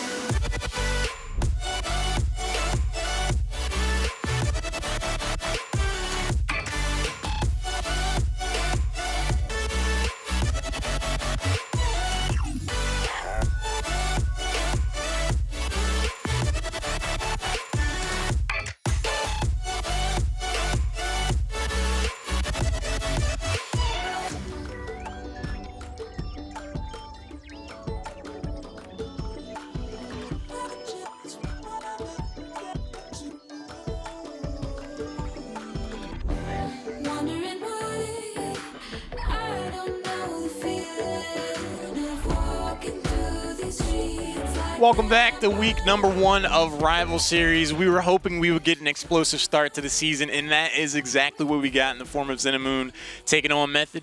Guys, that series was insane to me because going into it's like, okay, Xenamoon, they have a ton of experience, but they are a newer team. And game number 1 went kind of how I anticipated, especially seeing how this is a team that like had to make that lower bracket run. They seem to me to be like, you know, all right, we take one on the chin kind and then we just respond to it. And that's exactly what they did. When Noli came off the roof in game number 2, I was like, okay, this team is definitely starting to feel themselves. Between games 2 or 3, was there a moment where you guys like thought they could take the whole series? Yeah, in game 3 actually, when they started taking the lead, and I was thinking to myself, I was like, where is Method? Like, usually they show up more than this, but you said it honestly. Like when Nolistic was starting to come off like the ceiling and being more comfortable with those solo plays, I was starting to get like, okay, guys, I'm getting worried here. You let him have a lot of space, and he's gonna do some very good things with it. Well, I think it's interesting too because for Method, those last 2 games I think is the real Method. I think that's the method that we're going to see throughout the Rival Series. And it was great to see Ocelon really get involved early on, but then they started to really mesh. Burrito B came alive, Rix Ronde was involved, and I think that's the method that, to take away from this series, those last 2 games, that's the method that I hope we see moving forward. That's the method that they hope they see, too. I think that's a really good point because the question now becomes, in each game, what version of Method is going to potentially show up. They definitely had a stronger performance towards the back end. It just seemed like they started to believe in themselves. Their defense was definitely solid. Tons of shots coming in, and they were just able to shut out in game number 4. It was really cool to see them show up overall, but when you're in a position like Method and your team where you're saying, like, we want to make it to those top 2 spots. We were here last season. We want to try to turn things around. You don't want to struggle against one of the play-in teams, and it might be more of a credit just to how well Xenamoon plays. Maybe they're just playing a lot better than we would have anticipated, but I had hoped for Method's sake it would have been a 3-0. But crazy match to start things off. Let's move into the second one. Baguette Squad facing off against ARG. French, versus the Spaniards. I'm really excited to see this matchup because the Baguette Squad, to me, is a team that likes to punch above their weight class, and I want to see how they stack up against ARG. So we're just hearing actually that there is going to be a sub coming in for Baguette Squad. I believe Ritual is being subbed out for Unknown. So, or excuse me, no, Unknown is being subbed in for Ritual. So Baguette Squad, a different rosters change that we're seeing here today. This is not the same roster that we saw in the Rival Series play-ins, but of course, this was the team that beat Echo Zulu. They beat them 3-0, and they qualified by beating Nordavind as well. And it's too bad because the main point about this Baguette Squad team is that Ritual and Extra were so good in the Rival Series play-ins. Yeah, I mean, that was the point. You know, we were talking about it before, and I was so ready to say, like, Extra and Ritual, and I want to see more. Please. I want to see extra. Read all about it. You know? Absolutely. You know what I'm saying? I absolutely know what you're saying. I casted those games in the play-ins, and boy, they looked so good. So with the sub coming through and taking out Ritual with Unknown coming in, it's a different team at that point. It is a very big question mark. When you have a sub, of course, you have a lot of time playing with them, so I do think that they will be able to fire on all cylinders. But as far as predictions go, Squid, do you think that roster change is enough to swing the decision, or how do you think it's going to go? Honestly, and I don't think we really talked enough about ARG because they have a lot of experience, and that's the way I'm going to lean during this one. ARG, like, we've seen them in plenty of spots. If you've been watching the EU scene for a little bit, you know what I'm talking about, but I'm going to go with ARG. I have to agree. I think that this ARG is one of the stronger teams that we're going to see from the play-ins teams, at least. And, of course, this was another team that had to go through Nordavind to qualify. Poor Nordavind was the sacrifice for both of these teams in the play-ins. But, yeah, I'm going with ARG. I think they're a strong team. The experience, like Squid said, absolutely agree. And I expect them to take a team like the Baguette Squad, the number 19 seed in the play-ins, pretty handily. For me, I'm still going to stick with the Baguette Squad just because I love their dynamic play, just like you said, Ritual, Extra, even though Extra's not going to be here or Ritual's not going to be here. I still think that they're going to be able to have that kind of tenacity, but we'll see. Next match coming up, second one, Baguette Squad taking on ARG. Gentlemen, let's get into it. We got two play-ins teams now facing off against each other, and this is the true this is like the true spot where we're thinking to ourselves like we don't really know. This is the great part. Baguette Squad, obviously, you know, they're a little bit lower seeded, but you know they made it. And Extra and Ritual were annihilating the competition when they were playing in the play-ins. Like there's no getting around that one. We'll just have to see how they do. With Extra, Ritual, and Swoopin' actually is the roster that's on the field at the moment. So, well, I guess we will be able to see him. Well, he's here, and that's something that we're happy to see because, of course, they played so well, Ritual and Extra. So for him to be on the field and Baguette Squad at full force means that this could be a closer series. And again, Baguette Squad are playing 3 series today. 2 of those are not going to be on this broadcast. So we'll see if they can take this win here and start off the week strong. See if they can move that one forward. But ARG are going to have a lot to say about that one. Things are starting off pretty hot on the orange half. Ritual off the side wall. Extra's going to toss that one across the swoop and off the back wall. Extra trying to keep this one in the zone. Ritual for the shot, and he finds a gap right there. No boost for the defender on target. 426, and they have the lead. And Ritual has just been such a big goal scorer for this team, or at least being involved. And Swoopin getting the assist right off the bat. Baguette Squad striking first is so important for them, and they do it here in the first 30 seconds. If there's anything I know about ARG, though, is that they're not going to let this one go quietly. So we'll have to see if they can respond. It's only in the first 30 seconds, as you mentioned. Clay X now for the shot off the pass from GCR. A little bit off the mark, but the idea is there. And this ARG team, they looked very good in their play-ins run, and they've looked pretty good throughout their iterations coming through other tournaments and, of course, the Rival Series play-ins. And, of course, they were very flashy as well. They have a lot of confidence when things are going well. Mark by 8 was one of them that really stood out to me in the play-ins. Keep an eye on him. Here we go. GCR wants you to keep an eye on him, looking for that double tap. Extra would have a say in it, though. Touching off the back wall. ARG looking to get their offense set up right here. Mark by 8's going to meet that 50-50 with Extra. Potential pass off the back wall. Finds a nice piece of real estate. Swoopin will be there to touch it off the side. Demo on Mark by 8. Not going to be able to slow down the ARG play, though. Clay-X off the back wall. GCR just barely beaten out on that one. They're trying to keep it at the midfield line so far. Slow but steady pressure coming in from ARG. Yeah, and this is what we expected from ARG. That's the second ball to bounce just over the crossbar that an ARG player just couldn't get over. But this is what we expect from this team. But a couple shots have come out from Ritual, forcing some saves out from Baguette Squad. 3 minutes now are approaching. Swoopin and Ridge will accidentally bump each other there for just a second at the midfield line. We'll open up a tiny spot for ARG to try and move this one downfield. Baguette Squad haven't had any problems pushing this one back to the midfield line yet. Mark Bay just barely beaten out there. Swooping off on the side now, gets a pass Klex, no boost left, but we'll get it off the back wall. Mark Baye's gonna be there rotating in time to get it away, but now Baguette Squad starting off with some offense, and being able to push it all the way to that back wall by yourself was important. We saw a little bit in our previous series. And ARG, a lot of pressure coming on now from Baguette Squad, and I have to give credit to Swoopin to beat everyone down the line there and find that open space and create an opportunity. And Baguette Squad kind of showing themselves to be a lot stronger than maybe ARG anticipated here. Obviously in the lead first, Swoopin doing a great job again. And here comes Extra now, trying to find that backboard. Ritual's up. This is the duo for these two players, this team and Baguette Squad. They can't find the back of the net there. There was a quality shot, but an even better read from the ARG defender. They're gonna get another one right here, marked by 8, responsible for that save. Gonna try and clear it away, but no luck. Extra is there to keep it in the zone. GCR now trying to get out of his own corner. A back pass there, but it looks like they weren't quite ready for that one. Extra's gonna have to play into his own corner, but so much possession for the Baguette Squad. It honestly feels like they've been pretty well in control. We've seen some of ARG on offense, but it never really felt too threatening, save 1 or 2 opportunities. Yeah, it seems a little slow coming out from ARG as well. Here's marked by 8. A pass to the corner to nobody. As Rizrul able to follow this one out. He's got a little boost to work with here. Can he make something happen? Immediately met by GCR. Baguette Squad not quite able to keep this one in the zone. Klex now over to Mark by 8. No contact made there. GCR still able to make something happen out of it. But Swoopin not going to let that really manifest into anything meaningful. And he'll be able to push it all the way into the corner for just a second. Klex will be able to get it off the wall. Mark by 8 going to respond in kind to that clear. 70 seconds now left. ARG still searching for some sort of offensive opportunity here. This one off the sidewall could turn into something. Marked by 8 has GCR to work with, but Extra reads that one every day of the week. Another pass. Man. Nice shot, but not quite. Marked by 8 off the post a second time. I appreciate that you're trying to go for that shot placement, but unfortunately couldn't get it on the mark. And that's some great passing coming out from ARG, but again, the execution of the shot's just not there too. Post hit by Marked by 8. You got to put that one away. Now 40 seconds on the clock, and ARG are going to be out for blood after missing those couple of opportunities. They're moving it downfield here. Extra's way in the backfield, just going to slam that one as far away as he can get it. Klex will meet it early on. Double tap into the blue corner, bit of an odd touch there from Ritual. Extra's going to be there to follow it up so nicely, though, all the way to the opposing goal line. So we're now in the final 30 seconds. All the pressure on ARG. Klex upfield, met by Swoopin. GCR gonna push this one all the way downfield. Extra now off to the side. Maybe a bit of a mistouch, but it's still in the zone. No, not from GCR.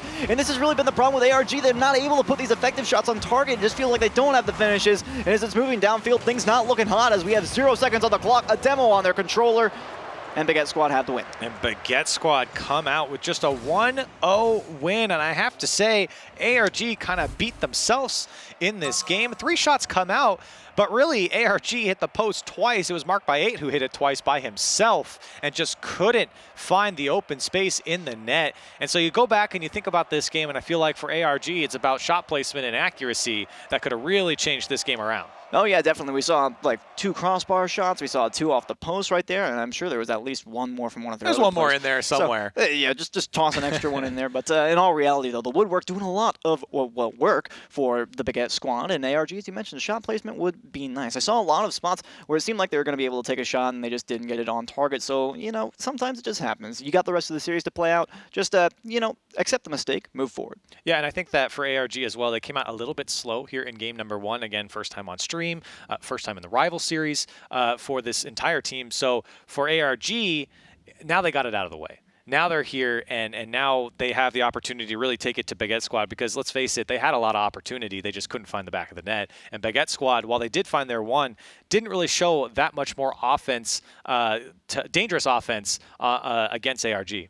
Yeah, so some promise for ARG. I definitely agree with you on that front, Baguette Squad. Obviously, with that 1 early goal, you know, if they don't get that 1 early goal, maybe we see a completely different game. Maybe we see a 5-minute overtime. I highly doubt it because we saw a lot of aggression from ARG, but, you know, that's the way that it goes sometimes. We got game number 2. Baguette Squad looking to take a significant lead in this series with a win here, but with only a 1-0 scoreline last game and plenty of possession from ARG in the offensive end. Who really knows?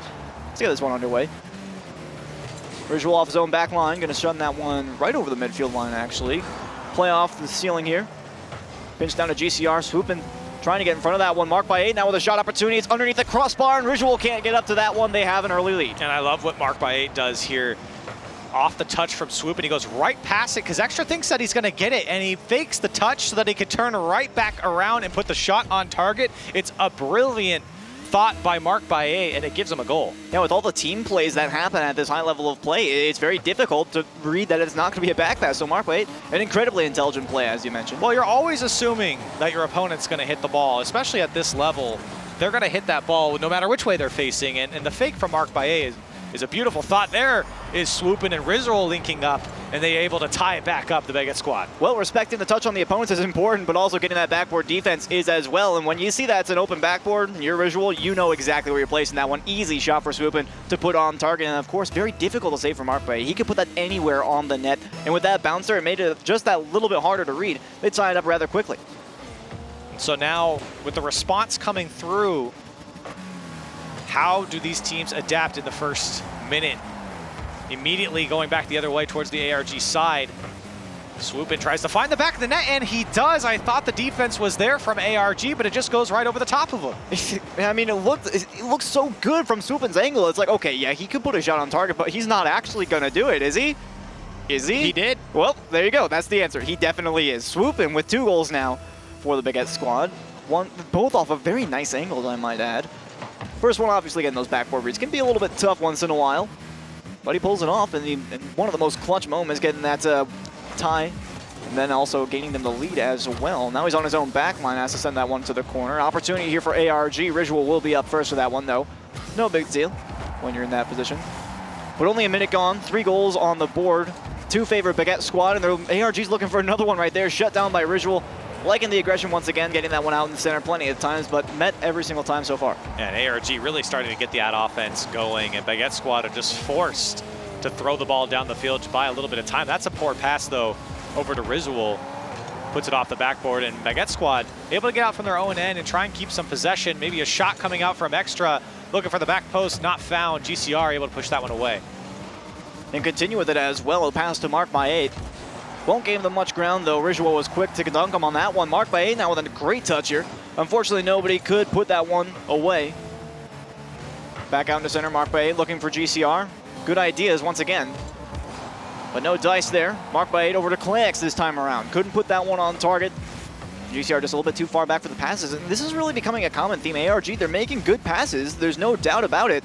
They just can't seem to finish it. Marked by 8. He was able to finish that time around, but Rizwell was not having it. And still ARG on the attack, looking very organized and very disciplined. Baguette squad forced to just kind of throw the ball down the field again. Clax now playing up, and Rizwell, a good job just to break up that passing play. We saw what ARG could do in the last game, finding each other in the box, and a big save comes out from Rizwell. The last defender goes from ARG, and it's Swoopin' with a wide open net. That is a huge dive, and you got to realize he's playing like, you know, risk reward in this situation. He thought he had the read on that one and didn't. Leaves it completely open for Swoopin'. That was a hat trick on that little bit of an open net. So definitely pulling out all the stops for his team in this game. We're at the half. And ARG, a huge opportunity there. And you mentioned that save was so big. Getting that read on that one before it even happened it's so difficult sometimes. Swoopin' going to try and get a 4th goal for himself. Clax will shut it down. And Baguette squad looking incredibly strong on their transitional play, on their passing plays, on basically just about everything so far. Yeah, and I think it's great that you're able to capitalize on a big mistake coming out from ARG, and a very, I just compliment him on saying that how disciplined they are, and for that last defender to just dive in like that. Here's Extra finding the back of the net again, and a 4-1 scoreline opens up for Baguette squad. And a great touch here from Swoopin' over to himself, makes sure to win that 50-50, and unfortunately for ARG, that one went off the ceiling straight over to Extra. This time Swoopin' isn't scoring, but at least he's got the assist, so my goodness is that man going off for Baguette squad right about now. But a very solid lead here. 3 goals, difficult to come back from in any rival series match, but with only 2 minutes as well, this is going to be a tough one. Well, we were talking up Rizwell, we're talking about talking up Extra. Swoopin's been involved in every single goal so far for Baguette squad between the 2 games. Dynamic trio is now what it should be renamed to, but I mean, that's just the way it is. If you got 3 like powerhouse players, you only need one of them to go off on any given day. Rizwell and Extra have always been the duo, but Swoopin' coming out and absolutely annihilating for the Baguette squad.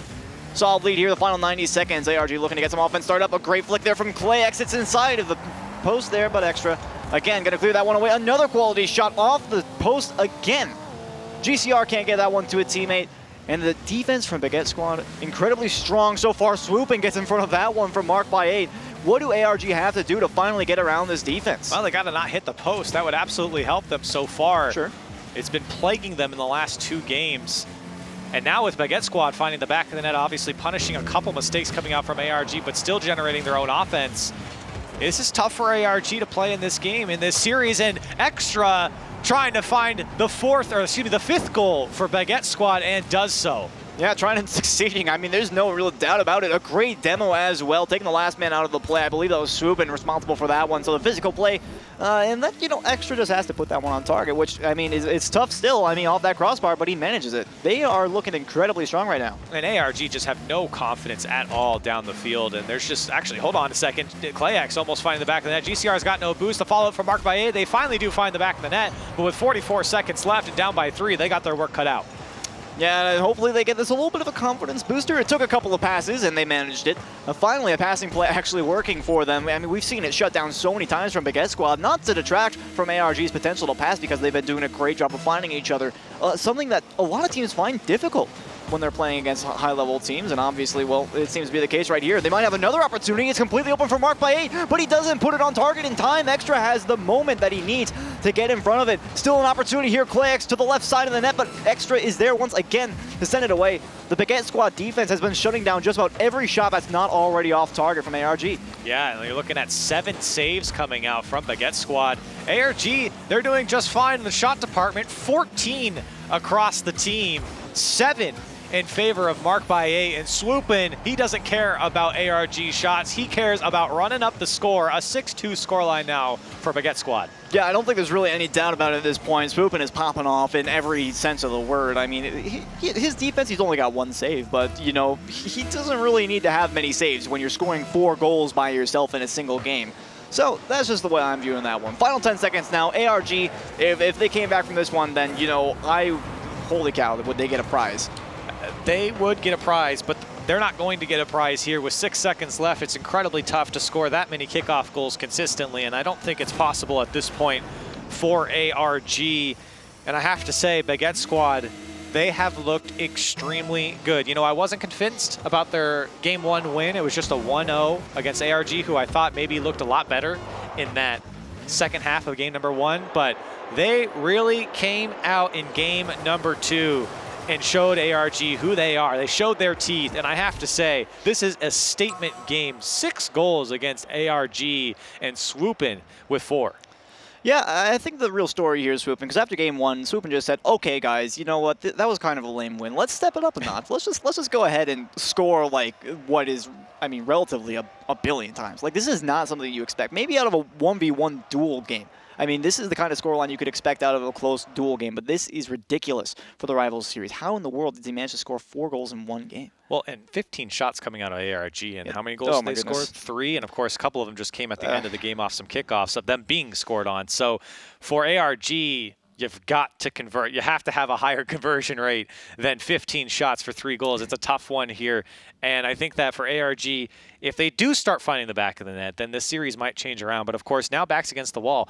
1 game left for Baguette Squad to close out this series, and ARG have a long road ahead of them if they want to take this one. Yeah, and you're mentioning they're trying to convert, but, it's hard to convert. I mean, sometimes they're hitting the post. Granted, sometimes they're hitting the post. It's hard to convert when you've got 3 absolute monsters in the net who will be able to read anything you throw at them for some reason. And I think that in itself is why Baguette Squad are proving that their All-RS plan was not a pop-off. This is just them.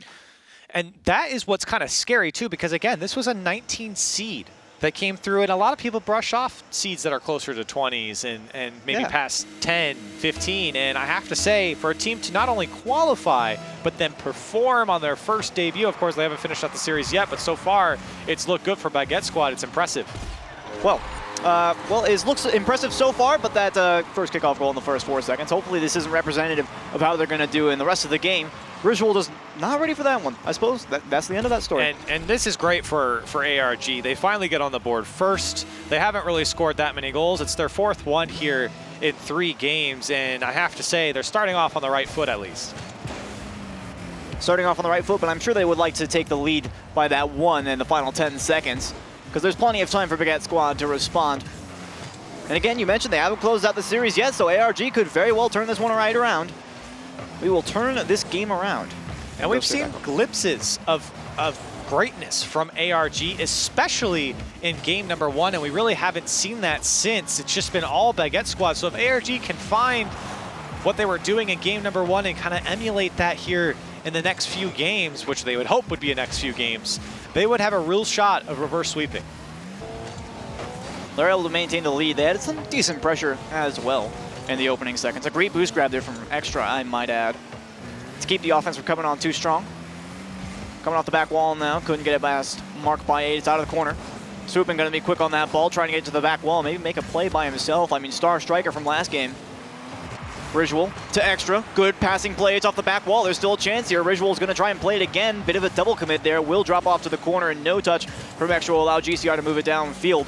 Looks like Baguette Squad will be able to field it out of their own backfield, but some quality stuff already. And I love the passing plays coming out from Baguette Squad. It's something that we pinned down from the rival series play, and they're doing it again.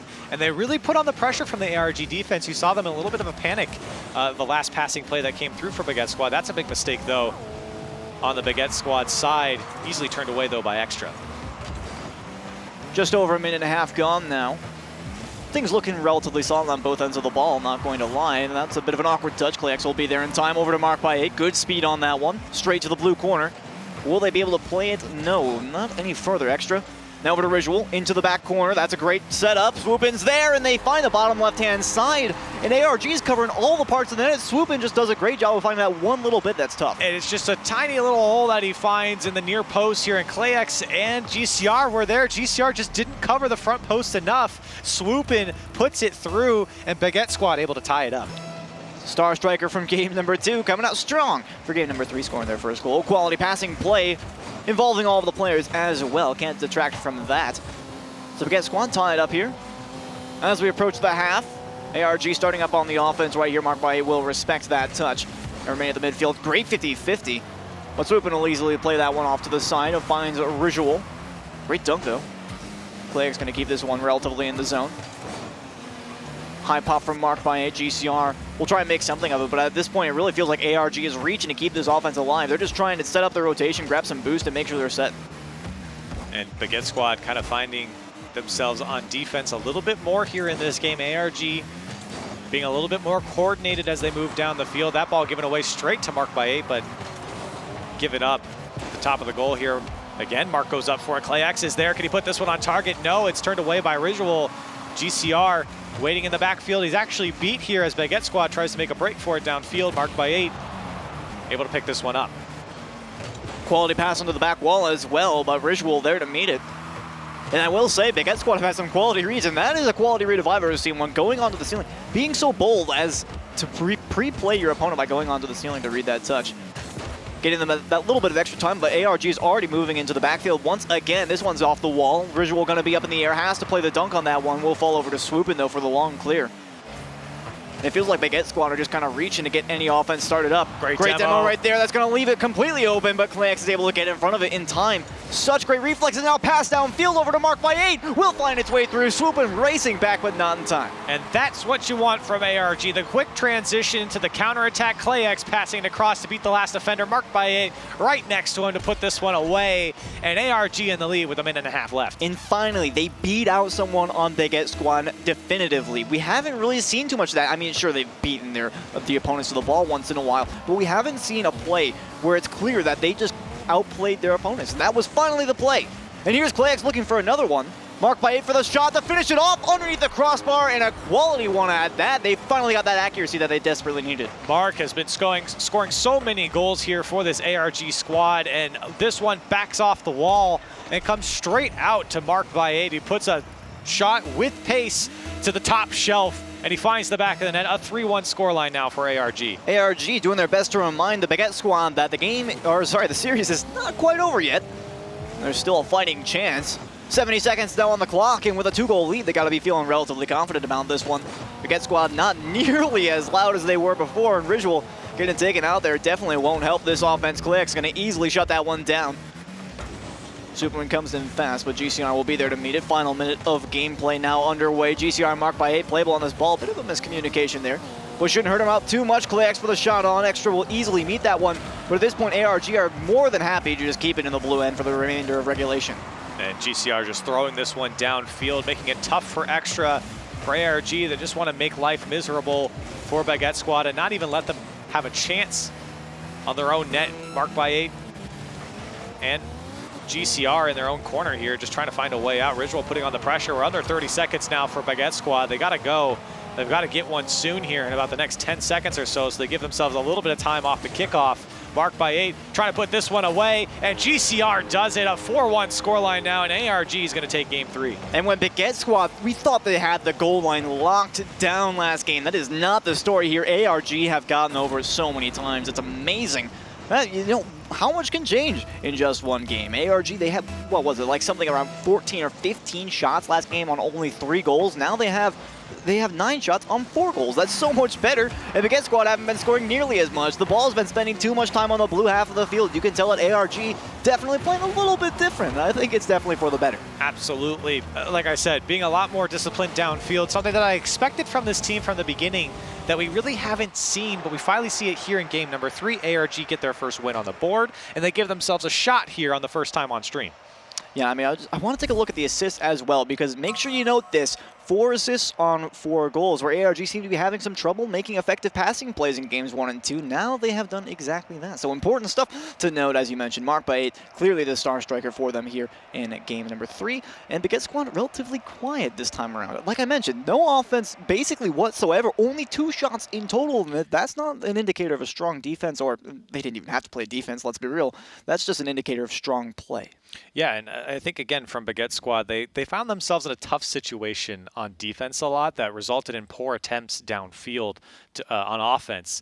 And we didn't really see the same type of Baguette Squad that we saw in the first 2 games. Obviously, they put up, 6 goals in the second game, and all of a sudden now they're reduced to 1. And I think it's ARG picking up on both sides of the field, not only on the defensive side of things and not letting people like Swoopun, who have just been having one heck of a day here, run amok in their final third, but of course also putting on a lot more pressure to the Baguette Squad. We talked about how they're making a lot of great saves, and it's good when you're able to do that, but when you have a lot of saves that you have to make throughout a series, that's where it gets a little bit more scary, because you're on defense a lot more and you're eventually going to crack. Yeah, I mean, ARG have just been doing such a fantastic job. I feel like, I honestly want to say, it may have been a little bit of Baguette Squad getting a little bit complacent with their situation. Honestly, scoring 6 goals in game number 2, that was a bit much. So maybe they thought to themselves, all right, guys, it's not going to be a big deal. Let's just do that next game. And then they learned quickly that ARG are not going to let that happen, at least not on their watch. So now for game number 4, I'm gonna be watching. Does Baguette Squad start to play with a little bit more respect for their opponents, or is it just gonna be another absolute floor wipe in favor of possession of the orange team? Well, we'll find out here. Again, the pressure is on ARG. They've got to win the next 2 games if they want to walk away with this series. And for Baguette Squad, how about a passing play between who else but Extra and Rizwell to find the first goal of the game? This is just awesome to see. A great dunk from Extra straight over to Rizwell as well. It's like he made that dunk play, and it seemed to just gravitate towards Rizwell. Every single time they seem to touch the ball, it's towards each other. And my goodness, that is a good way to start.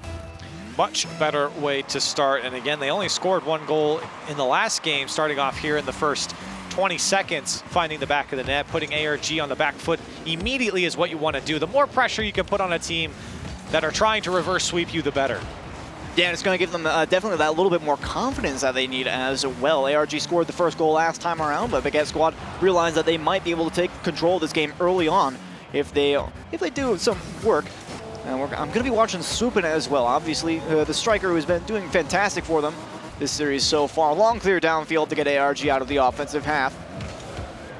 We've completely lost our first minute now. Baguette Squad with only a 1-goal lead. GCR actually taking out a man in the backfield, trying to slow down their rotations, and Swoopin is also taken out of the play as well. Nobody for the challenge, but Extra quick on that ball. Going to make sure that ARG can't push out as a result. That's a very heads-up play, I'll say. Yeah, a great fake there from GCR to get that defender to go. And it buys enough time for Marked by 8. Might have another touch off the back wall, met by Extra there. Baguette Squad feeling more pressure now from ARG. Clayx actually does get the dunk on Swoopin. And here comes GCR trying to find the pass across. The shot almost to the back of the net. Swoop in, had to come in and take it, but another dangerous shot turned away by Visual. Yeah, and honestly, we have to look at this. I mean, I really appreciated that dunk by ClayX. It was some time ago, but think about it. They're still in the offensive end because of that aggression. When they're starting to be able to read these touches from the Baguette squad, this might be one of the reasons they were able to keep up so much pressure in the last game. Weren't able to convert a goal out of it, but some effective shots on now. Visual, oh my goodness! Marked by 8, you crazy man. That was a risky clear, but there you go. Clear's a clear in my book, and he does get it out. Not maybe with the heart rate that we would all want, but still, Baguette squad into their own corner. Extra does a great job pushing this one downfield, but again, it's just straight to an ARG player. And look at all the time and space that Mark has to play with this one, eventually given up, but followed up by ClayX. And this is the drop down, looking for GCR, playing it slow. The patience coming out from ARG is what we expected from this team right off the gate. They're showing it here, trying to go for a demo was GCR, not able to find it, but this pressure from ARG and just the time in their final third, the time with possession is what they want if they want to create chances. And they're doing a great job. You mentioned that they're playing a little bit patiently. I've noticed that as well. They're making a point of kind of letting the Baguette squad try and take it away from their players, only to realize that you've just hit it straight to another ARG player, and now they've got that man upfield he doesn't have to worry about the ball. He's completely free to be open for a passing play. So a little bit of, 500 IQ mind games, a good passing play there. But a little bit too slow for ARG's defense to not be able to read that one. And I like the passing plays come out from Baguette squad. It really is their bread and butter. I'm so sorry for that one. My that one's going goodness. to drop down for Extra. You got to be kidding me with that play. Extra, please, calm down, dude. They have a family. You can't just triple tap this like it's nothing, Jeez. And he does. And Baguette squad looking to take this series. Time is slowly running out for ARG, and we talked about it. It's great for them to have pressure. They got 3 shots from Mark by himself, but they have not found the back of the net. And they haven't been able to keep the ball in the blue half as effectively as in Game 3 either. That's a big part of it, because if you just throw 1 or 2 shots on target, it's going to be easy for Baguette squad to save it away, but we've seen that they don't do necessarily so well with continued pressure from ARG. That is specifically what they seem to lack. So Baguette squad now, solid lead of 2 with the final 90 seconds now on the clock. Gonna be a difficult situation for ARG, but a nice passing play setting up right here. Marked by 8 gets it past the last man. Is anybody in position? GCR couldn't get it there early to the ball, has to play with the 50-50, and unfortunately will be moved to the midfield. ARG starting to feel the pressure of time, coming up on a minute left. Still more than enough time to get 2 goals here, but you really got to start the clock here on the comeback. That's a great pass out to GCR, maybe a shot coming over, but Baguette squad, you've mentioned it throughout this series, have just been there every step of the way. Every single ball that's on target or just above frame, there is a Baguette squad player there to turn it away. And I like the demo idea because that would really detract from their ability to do exactly that. But the demo seemed to just put the player back in the position where he's most likely to go up onto the backboard. So it's really the worst of both worlds. You got a guy that's either going to go onto the backboard of his own accord or you're going to send him there by yourself. You have to find that perfect spot to take out the Baguette squad player because demos might be the only key for them at this point. But if you're on your own end, you can't do anything about this. There's so many things out of favor of ARG right about now. I cannot even describe. They need to score with regulation left. We're in the final 20 seconds. In Visual with great control. This ball does not get the flip reset there. Mark Bay will drop it into his own corner. Swoop doesn't even have to touch that one. ARG in a complete panic at this point. And if they are, then they definitely should be. The final 10 seconds now ticking down. Extra just going to waste more and more time. No boost on that man down. We have 0 seconds. 2 goals in favor of Baguette squad, and there is no way you can come back from that one. A 3-1 victory in their favor, and, I guess, I kind of feel silly now because I predicted in favor of ARG. That was so solid from Baguette squad. I am thoroughly impressed by the way Baguette squad played here. Not only do they take down what I would consider a strong team coming in from the plans, at least that's what they showed us, but they did it in commanding fashion. They didn't do it with any cheap goals. They didn't do it because of mistakes coming out from ARG. They did it with fantastic control down the field, passing plays throughout the midfield, passing plays in the final third, and the defense that's just an absolute brick wall. And I have to give credit to this Baguette squad. They look even better than the last time we saw them, and that's scary when you come into a European rival series. Yeah, I completely agree. You basically nailed it on the head. I was going to make some points about all that stuff too, but I guess I'll just ghost somewhere else. I mean, Baguette Squad, I had the same exact thoughts. I was thinking to myself, okay, they did well in the plans, but they're the number 19 seed. Yeah. It looked like Extra and Ridgewell were just popping off. Let's see how they perform in the rival series. So when I made my prediction for ARG, that's what I was thinking. Now I'm just standing here thinking to myself, I'm an idiot, because they clearly proved that there is nothing that they can't really handle. Well, and let's not forget, ARG was the team that took down May Contain Nuts. It was the #1 team coming into the European Rival Series, and they 3-0'd them. So that's why everyone gave ARG all the credit. But now they come out, and I have to say they get beat by a 19 seed that was in the Rival Series at least. Obviously, we're all in the Rival Series now, but for Baguette Squad, I don't think a lot of people gave them credit. Now we do. We absolutely do for Baguette Squad. And remember, they're playing a triple header today. 2 of those are not going to be on the broadcast, so a great way to start their week. But that's it for that series. Again, 3-1 in favor of Baguette Squad. A huge win to open things up. We're going to be taking a short break. Right after that, we're going to have Xenomoon versus Velocia eSports. You won't want to miss it. We'll be right back.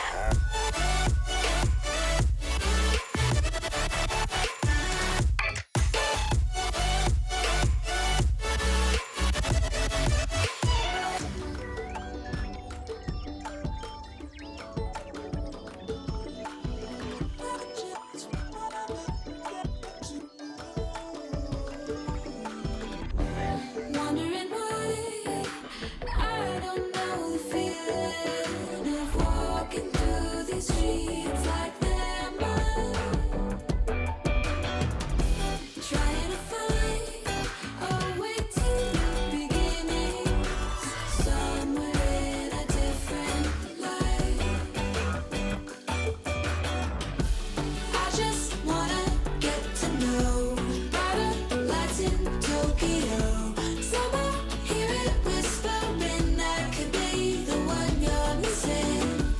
I just wanna get to know brighter lights in Tokyo. Somehow hear it whispering. I could be the one you're missing.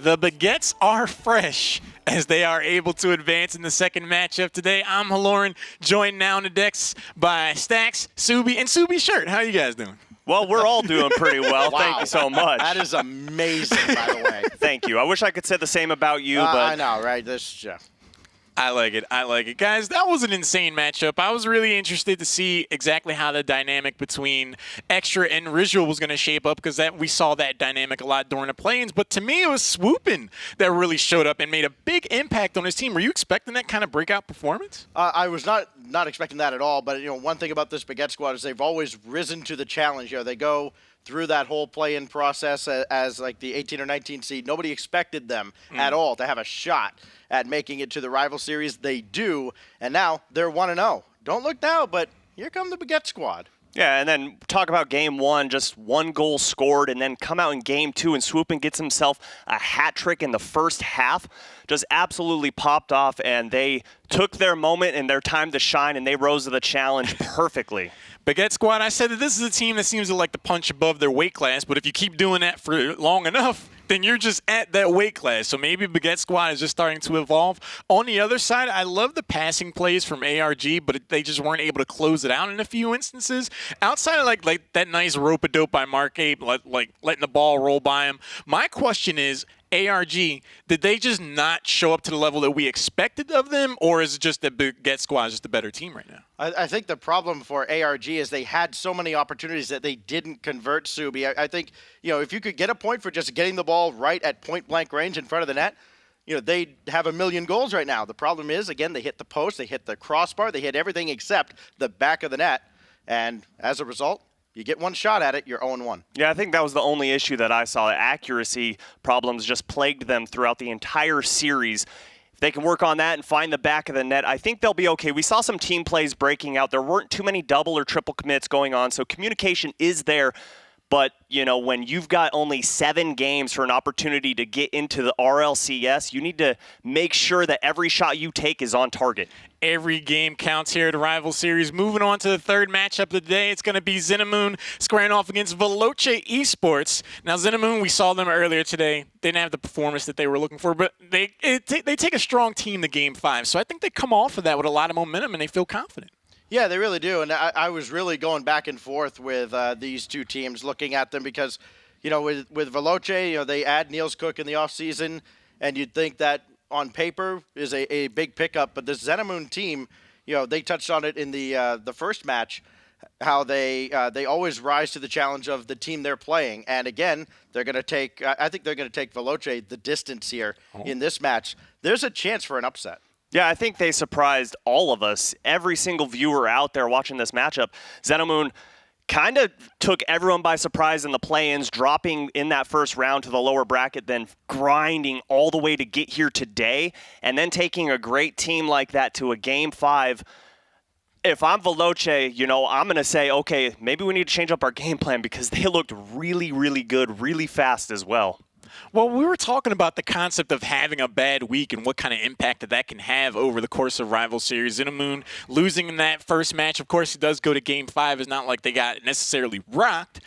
If they lose this series too, they kind of fall into that rut where it's like, okay, we tune up a few different things here, but still those 2 losses will hurt. Veloce eSports on the other side, they had a bad week, and that's why they were in the position that they're in. So I'm thinking they find a lot of pressure themselves. But as far as predictions go, Stacks, you said you think that Xenamoon's going to be able to pull it off? No, I think they'll take him the distance. I think that this will absolutely go to Game 5. I don't think they'll get across the finish line. I do still pick Veloce, but boy, it's close. I think it's a coin flip when you get to that 5th game. I got Veloce. Yeah, Stacks is like, whoa, hold up. Don't put words in my mouth. Don't put words in my mouth. Easy. He puts a lot of weight on these predictions, okay? It's something he can talk trash about because it's the only thing I can talk the trash Rocket about. League skills he's not able to do that with. But Yikes. I, too, am going to have to go with Veloce on paper from what we've seen in the past, everything that they've put forward. There's no way that they're going to lose this matchup. Veloce, I'm going to say it's going to go 3-1. It might be the newcomer in me, but I'm going to go the other way. I feel like this is going to be Xenamoon's time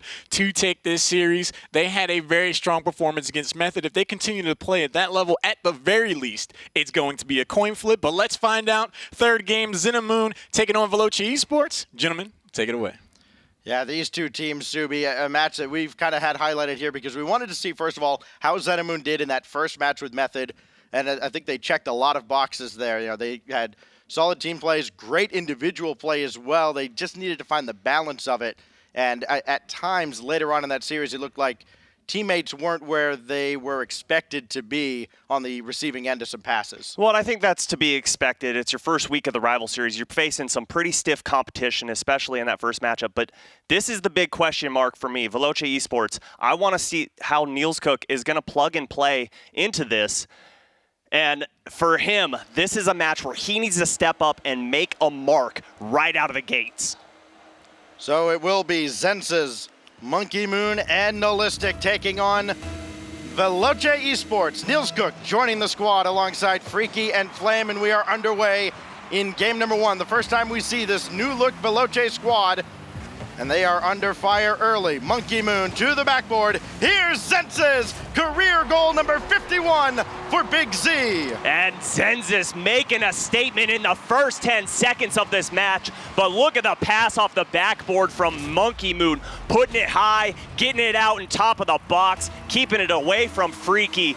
And Veloce eSports looking at an upset in the first 10 seconds. And Freaky trying to answer back quickly. He set it up for Flame, and an immediate answer from the mainstays here in the rival series. And Freaky says, Monkey Moon, you can pass off the backboard. Well, let me dunk it off you and do the exact same. Wasting no time is Veloce eSports tying this game up.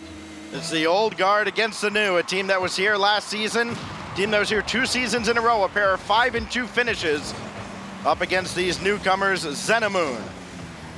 Noli leaving that one for Zensis right at Niels Cook, but it's popped up. Monkey Moon past Flame, but it will fall down towards Freaky, and Veloce will take over.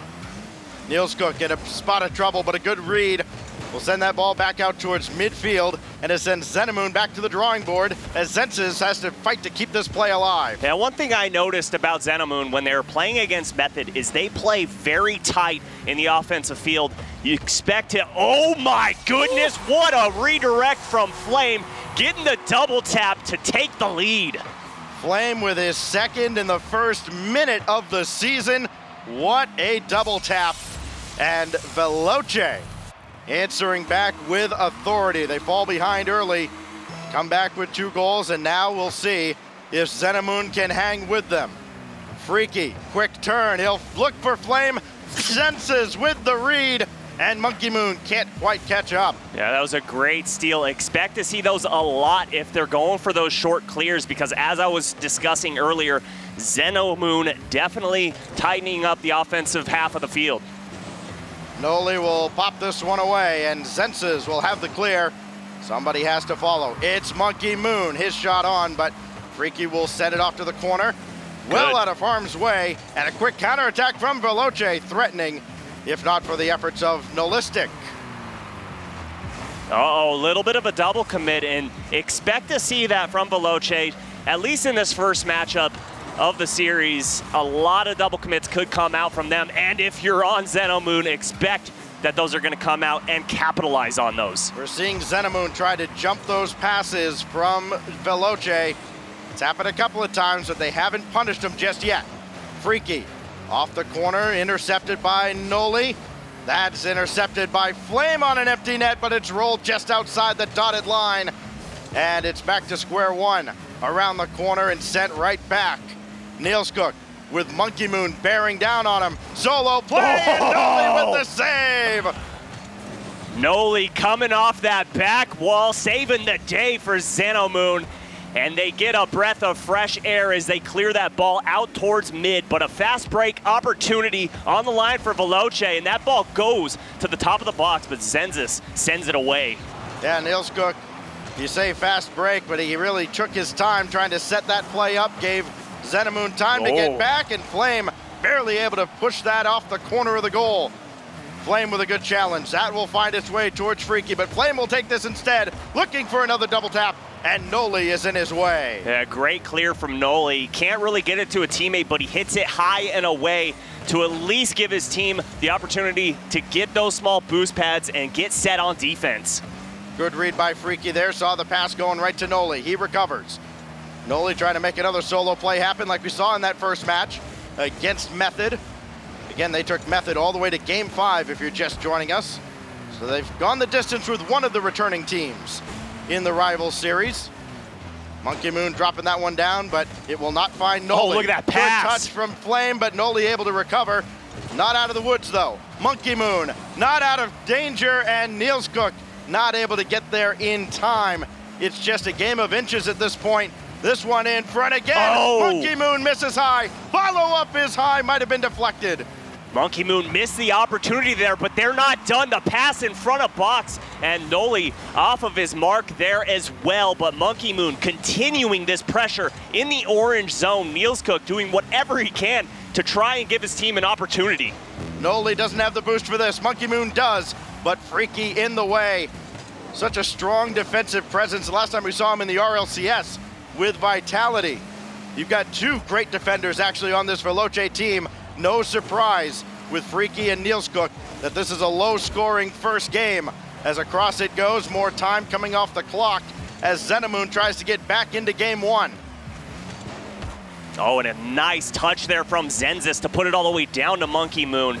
They've got 30 seconds to work with. Expect to see two good opportunities to score this goal and tie the game up. They do not want to waste time like this, as it is going against them every second that it ticks down. Noli not able to get that midfield boost because Freaky had taken it away. And right now, they are just starved out. Low on boost, low on time as a point-blank save is made. Monkey Moon has to go the length of the field. 5 seconds left. One last chance on net and sent away by Flame. Now Xenomoon needs to keep the ball in the air with almost no boost to work with. And Veloce closes it out. All of the goals to be coming in the first 60 seconds. First 60 seconds, and if you are on Xenomoon, it's going to be hard to score on Veloce eSports. They have Freaky on their side, and last season in the rival series, he led the league in saves, so you have to be creative in the offensive zone. I loved the passing plays that we saw in the first half where they were passing the ball at the top of the box, getting a defender to pull out of net. But that's not going to be enough sometimes. You've got to keep that pressure up. But I do like the fact that we saw dynamic play. They worked to the corners. They worked top of the box. They were all over the place, keeping Veloce eSports guessing. Yeah, and this Veloce team, formerly Team Secret last season, plenty of offense last season, but it really was defense where they struggled. And when they add Niels Cook, I certainly had my questions because, again, you've got a guy who, while yes, a former RLCS MVP, you really key in on the fact that he was also savior of the season back in Season 4 because he's never had a season above 500. This is a chance for Niels Cook to have maybe his best season of league play ever, and it could, if he does so, get him back into the RLCS. Oh, absolutely. This squad's looking great so far, especially against the Xenomoon squad. We saw how they played against Method. They're going to be a hard squad to go against regardless of who they're playing. They are just a fast-paced team. They're going to put a ton of shots on net. They're going to be all over the place being able to save that ball. The only issue that I'm seeing is that third man pushing up a little too far when they're pushing offense and getting those clears put over his head. Onward now into game 2 as Veloce tries to make quick work of the upstarts Xenomoon. Niels Cook was very familiar with Zenzis, who's taken that ball away from him, former teammates in the RLCS once upon a time. That ball skipped around for Niels Cook in the corner. Zenzis will retreat, giving way to Monkey Moon, looking for one more touch, and he can't catch up. Now Freaky and Flame. We know this tandem all too well now. 2 seasons in a row with Team Secret and now Veloce. Is that shot sent away by Freaky? Oh, and good clear just to get that one away. Just kind of saying, get out of here. We're going to reset. And another great pass. Working that field laterally, just keeping Xenomood guessing. Was Flame's kind of the elder statesman of the squad. He's the longest tenured on this roster that's seen many names. Niels Cook to the backboard.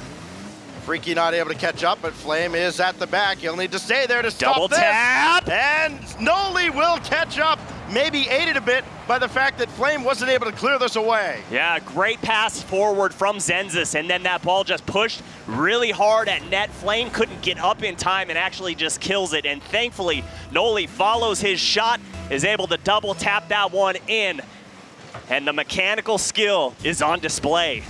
Yeah, it had to be a great recovery for Noli as, again, Xenomoon strikes first. Took him a little longer this time, but it's the first goal we've seen in this series outside of the first minute. Monkey Moon to the corner. Will need to play that himself, and Freaky's there. So back and forth they'll go now. It was a quick answer for Veloce in game 1. Oh. Not nearly as quick in game 2 as they're forced to play a little more defense. Numbers. That ball gets by Flame, but Freaky rotating in behind. Yeah, rotates at the perfect time, saving that goal.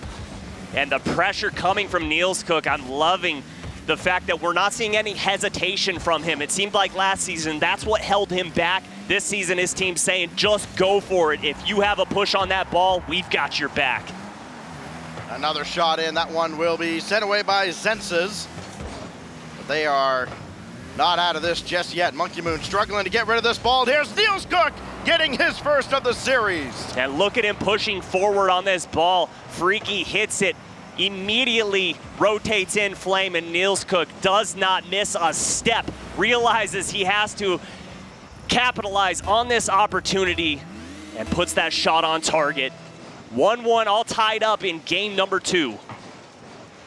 Good ball from Freaky to find Flame. Back for Freaky, but 2 men in the net for Xenomoon. Not a chance to break through that defense. And now Noli, good shot on, and that's going to be sent away by Freaky, falling into his own net. Great concentration, but now watch another counterattack. Niels Cook got there. Beautiful play, and it's 2-1. Oh my goodness, Niels Cook puts the challenge on the ball, runs forward, just screams outlet, and Zenzis can't get there in time. I love the heads-up play from Freaky to see his teammates streaking down the field. Well, this is a team that doesn't look like they've taken much time to get into midseason form. Veloce looking very solid in this opening match. Freaky with another block on Monkey Moon. Zenzis will have to try to lead the charge to tie this game back up. Monkey Moon, bank shot off the ceiling, and that's easily sent away by Freaky. Not seeing nearly as many double commits, but there's a big one there from Flame and Freaky. But again, Veloce not punished. They may even get a goal from Niels Cook again. And that's just an unfortunate challenge on the end of Xenomoon. You see Zenzis go up and just hits it right at Niels Cook. Not much you can do against that. They're rotating back. An unfortunate play for them, but now they're down by 2. We're in the second half, and they need to start feeling a little bit of sense of urgency here. Niels Cook coming off a 6th place finish in last season of the Rival Series. Doesn't look like that's going to be a repeat performance here as his Veloce squad out to a strong 3-1 lead in game 2. Looking to create a closeout opportunity against Xenomoon. Monkey Moon, that kicks out towards Senses, but again, not able to get a shot on target. Freaky just kills that ball, and right there is Niels to send it away. And you just feel like, Zuby, Veloce has a stranglehold on this game, much the same way they did in game 1. Yeah, and with all of that said, that's without Freaky even scoring 1 goal so far. Last season, he was the 3rd highest goals per game in the league. Only 3rd behind Casio and Ronicky, and both of those players, as you know, in the RLCS now. So good names to be behind, but he has not needed to rely on that. And look at that, a full court shot finds its way to the back of the net. Go figure, right? You talk about Niels Cook, you know, there are a lot of questions. What can he bring to this Veloce squad? Only 4 goals in game 2, no big deal. as he adds that one to the tally as well.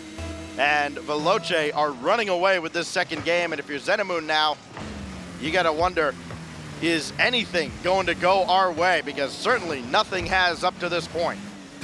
Not so far, but one thing that I have noticed, I'm not sure if prior to this game the players agreed to a gentleman's game and shook hands and tipped their caps, but I have yet to see one demo, I've yet to see one bump, and that's definitely something that Xenamoon can do to open up that defensive end for them to be able to score a goal.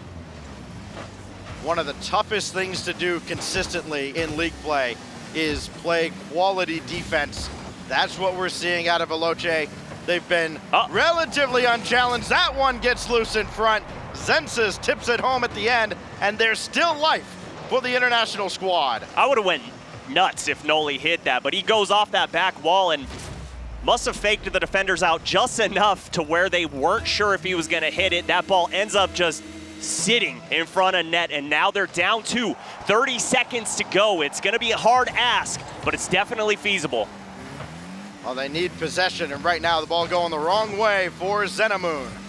Zensis needs possession here instead. Again, abandoned defense at this point. Doesn't matter how many goals you give up if you can't score any of your own. Final 10 seconds. Niels Cook to bank another one in. More time coming off the clock. Zensis has to score here. Monkey Moon can't drop it down in time. Zensis will get one at 0, but it's of no consequence, and it will be Veloce on match point. Regardless of losing that match, I love that pass down from Monkey Moon to just kill that ball and just have it drop down like an apple from a tree. Unfortunately, not enough to get the W in this one, and they're looking at a 0-2 deficit in this series.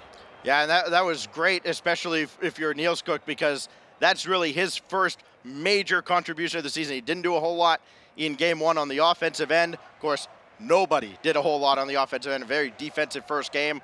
Comes out just in really a fire starter in game two. And Niels Cook, with those 4 goals, has Veloce in position to close out the series in a quick sweep. Yeah, I am just loving the just aggressiveness we're seeing from Niels Cook. He's everywhere. He's defending great. He is putting great challenges on the ball. He is clearing the ball. He is shooting the... I mean, he's doing everything you want from a player, and especially when you have Freaky on your team and you don't need him to do anything other than pass. That's going to be a scary season for all of the other fellow European Rival Series teams. Yeah, you mentioned it. Freaky has not scored a goal yet in this series, and they haven't needed him to. He's contributed in other ways, especially on the defensive end. A savior medal in that game as well. Part of the 6 saves that Veloce made to just about shut out Xenamoon. They got that early goal, just like they did in game 1, but nothing since. Really, the final 3.5 minutes of both games has been all Veloce. Yeah, and my question to you is, we've been seeing great play from Xenamoon, great fast play, but what do they need to change up? What do they need to do to take down this Veloce eSports squad? Well, they need to probably, as you had mentioned, get some physical play involved. You know, try to make them a little uncomfortable in the defensive end, because right now they don't have to worry about anything at all. They're going to be on their marks. Everybody is rotating exactly as they should. Freaky will set the table for Niels Cook. That's off the crossbar, and Monkey Moon able to beat Flame. Need the counterattack. Monkey Moon's shot is easily set away by Freaky. And you saw Zensis there trying to disrupt Freaky. Even if you don't hit them and force them to move up, it's good enough. You take one player out of the equation, and look at the hit from Niels Cook. Unfortunately, not much going to come from that, as Zensis is going to pop this ball forward to Nolistic, and he gets the touch off the backboard, but there's the man we've been talking about, Niels Cook, putting that one away. Monkey Moon looking for Zensis, able to beat Flame, but that ball goes way off to the corner, not towards any blue teammate. And that's really the problem right now for Xenamoon. It plagued them late in that series with Method. It's been really all series long here against Veloce. Noli misses, Flame punishes, and Veloce's in front again. Watch Flame hit this ball. He sees Noli going for corner boost, so he decides to take an angle off the wall to put it in front of the box, knowing that no defender is gonna be there, and all he has to do is take a shot at a wide open goal, and he's gonna hit that every single time. Zenamoon had led very briefly in those first 2 games, but once Veloce took the lead, Zenamoon was not able to answer. Great pass. Nothing coming from this. Monkey Moon needs to get that in front, and he can't. He even gave up that corner boost. Flame able to beat him to it, and he'll have a full tank with which to clear this ball away. Maybe get a second touch unless Noli gets there first. Great pass forward from Niels Cook again. It is just 180 degrees from last season what we saw from him compared to this season. Great play and a good challenge from Monkey Moon. They're keeping this ball in Veloce's half, but not able to make anything of it quite yet. Noli trying to jump in front and disrupt Freaky, but nothing doing. That's a good drop off from Flame. Freaky looking to climb the ladder, and he's met by Monkey Moon and Zenses. Noli needs to buy his teammates time. He can't, and Niels Cook adds another. Just call him the Predictomatic 3000. He can challenge every single ball and put it into the net, it seems like. Niels Cook having the series of his life today. 3rd assist, by the way, technically for Flame, so now make that 3 and 3 goals and assists for Flame. And again, everything Veloce touches right now turning to gold. Freaky able to center this one. Niels Cook another blast. Goodness. And it's saved by Zenses. Here comes Flame again, and that pinballs around off a couple of blue cars. Flames up again. Zenses has to respect that. I boy. love that they're just pulling defenders out of the net saying, come on, boys, use that boost. You don't know whether the ball's going in or not. And right now it does feel like a little bit of my turn offense for Veloce. They are very comfortable on both halves of the field. Good pass. Not feeling much of a threat from Numbers. Zenamoon. Numbers. But this is a chance. Open net, and Zenses makes Veloce pay. Great touch here to get it past the 3rd defender. Noli just hits it into the corner. Zenses slows down, sees that wide open net, and now they're just chasing 1 goal with a whole half to work with. And that's what you worry about, a team that, again, gets a little too confident. I mean, Veloce was kind of flying around the field, a lot of double commits. Ooh. And they left the door open. They got punished for it, but now they're back in business mode. Flame just trying to dump that off and buy his teammates time to reset on the defensive end. It'll be Zenses well outside the mark. And look at Flame, Look at him already downfield from the ceiling, and Noli there to make sure nothing happens. But now nobody's at the net, and Freaky has to try and buy his teammates time. And he is done just enough. See ya later. They realize they're down in the defensive zone, so what do? Take out both players that can put a shot on net. Great team play there, great communication, and seeing what's going on the field. And now nobody there. No, it is Monkey Moon just able to get back in front of the net. Wonder if a faster shot might have got through. Flame, turnover in the defensive end. Freaky has to clear this away. Noli not able to get a good enough read to get that ball forward. Need to get Zenses on this. Good pass for Monkey Moon, but he can't find the angle. And now it's Noli who has to retreat. And now there's down to just a minute 10 for Zenamoon to tie this game back up. They haven't scored more than 1 goal in either game so far. And they definitely need to calm down a little bit in the offensive zone. They still have a minute to work with. They do not want one of those easy clears to go over their head and find the back of the net. Still plenty of time. You don't need to push forward. Not until about 20 seconds to go in the match. Oh, good block again by Freaky, who has just been a defensive wall. There's Noli blocked by Freaky again. Zenses will try. Now it's Flame taken out of the play, but Freaky's still there. Can't make the save, but it's wide with 30 seconds left. Flame from the ceiling, trying to buy more time, but he's turned it over. Freaky needs to get there, and he does. Tick-tock goes the clock. Under 20 seconds to work with. 1 push down the field is all Zenamoon has. They are down in the series. This is their opportunity. Oh, good win by Monkey Moon. It's put Freaky in an awkward spot. At 6 seconds left, Noli ties the game. Way to push down the field, have a sense of urgency. Monkey Moon reading that play. Noli realizing how much time's left on the clock, just throws it at the net, and I think he even had a little bit of help from Freaky there. All tied up, game 3, series on the line. Freaky with about 10 saves and blocks combined, but finally, Zenamoon able to break through, and we go to overtime in game 3. If the next goal comes from Xenamoon, we play on. If not, we've got Method and Complexity coming up. Monkey Moon, stuffed by Niels Cook. But Sensa's able to get by his former teammate, but he lost the ball. Niels thought about a turnaround. Instead, he'll just go for boost and reset. Sensa's big miss. Can he recover? Yes, he can, but his shot's sent away by Freaky. That actually helps out Xenamoon. It puts him all the way back on the defensive zone so Noli and Monkey Moon can push forward like that. The shot on target, and Freaky, the absolute savior, is in net, and their live continues on. Monkey Moon for Noli, looking for Zenses. That shot is just a little bit high, and Flame has the save. Niels Cook didn't get that cleanly. Now it'll be Freaky, just throwing it downfield. Not a whole lot of passing coming out from Veloce here in overtime. See if Xenamoon can capitalize. That pass does go over to Niels Cook. Off the backboard for Freaky, going underneath, and it's a sweep in OT for Veloce. Oh my goodness, and you have to question if nerves were a factor in this.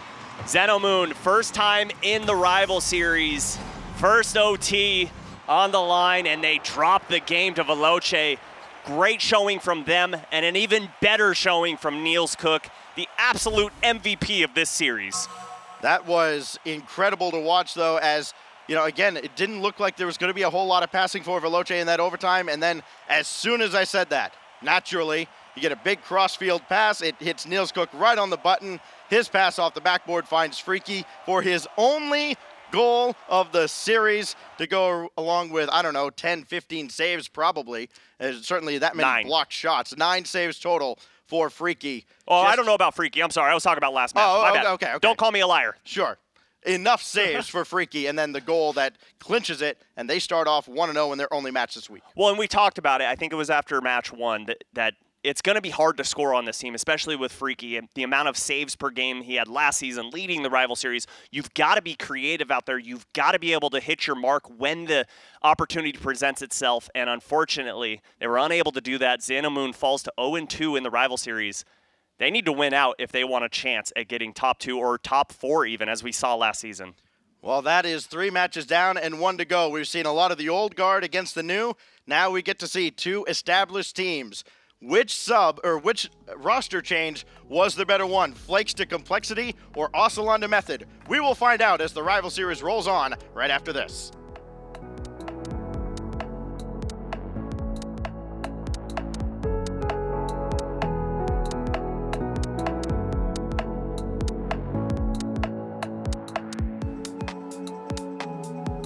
I saw you all alone.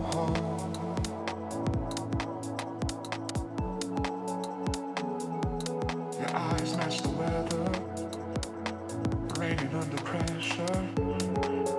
Oh, you say you wanna go, yeah. So let's get away from here. Let's get away from here.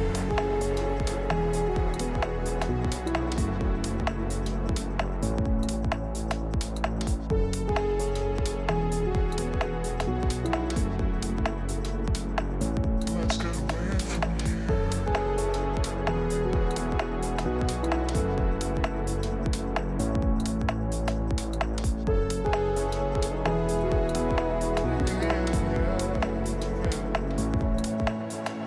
Strangers stand lost in time with one another. The hourglass takes us further from here. Strangers found lost in time with one another. The hourglass takes us further from here.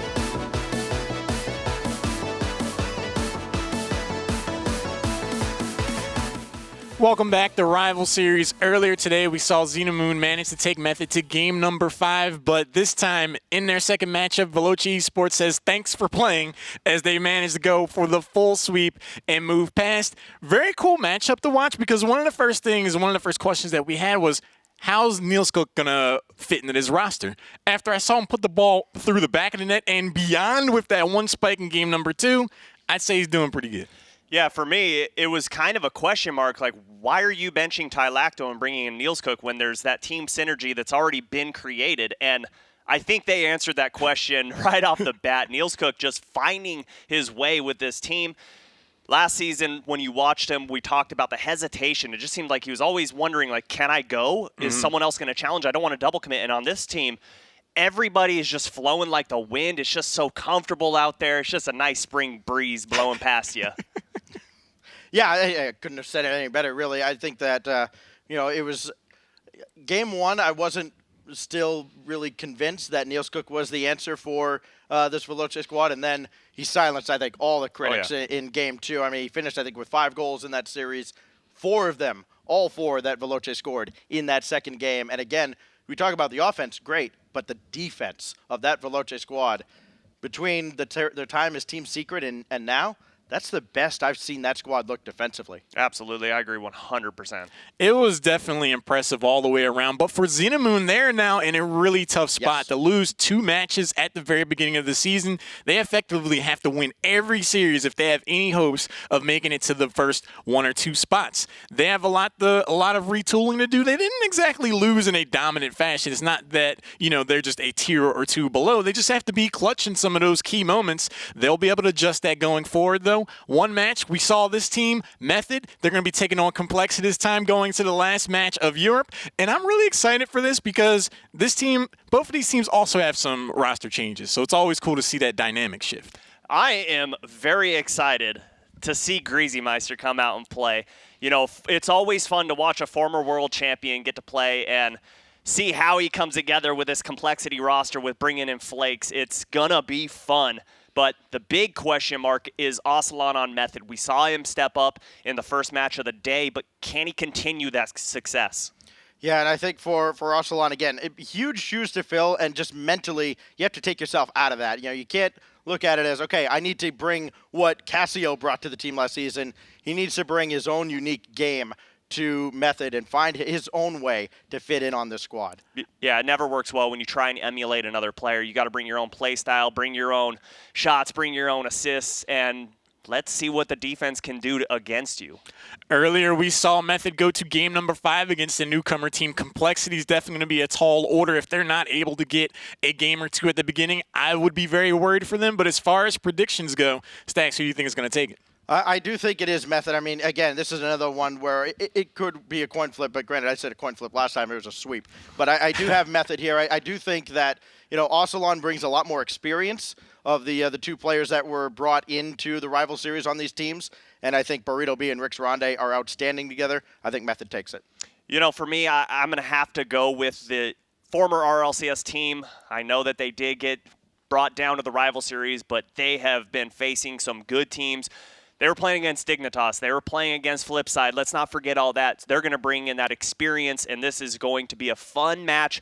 Could possibly go all 5 games, but I have to go with Complexity. I'm going to have to go with Complexity as well for a lot of the reasons that you stated, but also because I like Flakes. He's a cool guy. I got to talk to him for a little bit, and I was like, all right, I really want to see him do well. So part of it's a gut feeling. I do think that Complexity is going to be able to take it, but the final match of EU today, Complexity taking on Method. Gentlemen, it's all yours. Yeah, we've been talking about it a lot so far, Subi. We talk about the players brought in to the rival series on those 4 teams. For Complexity here, it's Flakes. For Method, it's Ocelon. Ocelon, of course, in the rival series last season with the Clappers, and they did not have the season they were looking for at all. Nope. And now he's on this team. Obviously, he does have a stronger team around him, and it doesn't look like he suffered too much in that first series. I wonder if the nerves have subsided a little bit. Absolutely, they have to. I mean, that first series, there's always nerves regardless of who you are. It's opening day. You've got those nerves, but as far as them staking around, after match 1, they're gone. But let's get into this match. Complexity going up against Method. It is Rix Ronde against Greasy Meister on the opening kickoff, and we are underway. The first and only time we'll see Complexity here in week number 1. Magnus for Greasy Meister, and that ball is going to be blocked away by the newcomer Ocelon. You have to respect every single shot that's coming from Complexity. The mechanical skills are insane, and Magnus putting that on, and Burrito B feels backflip, and Greasy Meister with the finish. Yeah, it will be Greasy slamming that home at the end, but the setup really there by Magnus to leave that ball in front and throw the defense for a loop. And Complexity with a strong statement in the first 21 seconds of their season. Of course, this Complexity squad, we talk about, a lot who, of course, played for them last season in the RLCS and all the firepower you'd think that team would bring. No hat tricks at all last season in the RLCS. It was not the season they were looking for at all. Magnus and Greasy Meister staying together, and it is Greasy who makes the save here. While I can respect that, completely different leagues now. They could absolutely shine and go undefeated in the rival series. A lot stiffer competition up there and a lot better defense, that is for sure. Magnus will bank this one in, play it himself, but Burrito B will have the clear. Ocelon back into the play. Coming along, watching Burrito B get that shot off. Double commit in front of the net, saved by Greasy.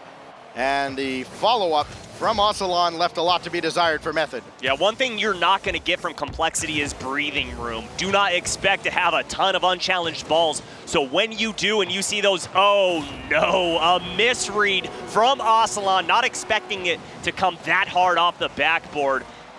And Flakes makes him pay. Yeah, boy, that really was a pretty ugly misread. Flakes will get his first goal of the season. Complexity out to a 2-0 lead, and now if you're Method, well, you got to score sooner rather than later, because if this snowballs on you, look out. Magnus for Greasy. Great little stall play there for Complexity, not always moving forward at full speed, letting Greasy get back into the play. Flakes will now clear this away, and you're right, Subi. Right now, this looks as one-sided as it could. Yeah, they've seen that fast play, whereas Method, they have as well, but they don't consistently see it. And Flakes with a shot on net, and Burrito B late to the rotation. 3-goal lead in just 2 minutes of play. Boy, this is not the rival series that Method went through last season, where they were so close to having a shot at the promotion tournament. They are getting worked right now by Flakes and this Complexity squad. And now Flakes cheating up on that kickoff, but he'll have to give way to Burrito B and Greasy Meister. And let's not forget, Stacks, how important games are in the rival series. Not just wins, not just series wins, but every single game you play goes against you. You want to make sure you make a statement and you try and 3-0 as many teams as possible. And where is the defense on this play from Method? Absolutely nowhere to be found. The Burrito B is waiting there in the net, but just moving in slow motion. He never came off the goal line at all. That hat trick now for Flakes. Their first in a very, very long time under the Complexity name. Tons of shots on the board for both sides. 6 shots for Complexity, 5 for Method. So you would expect this to be a lot closer of a game, but the accuracy is just on point right now for Complexity. Greasy Meister just holding down on defense as well with 4 saves. Ocelon to the ceiling, just trying to make anything happen. Does get that pass off to Rix Ronde.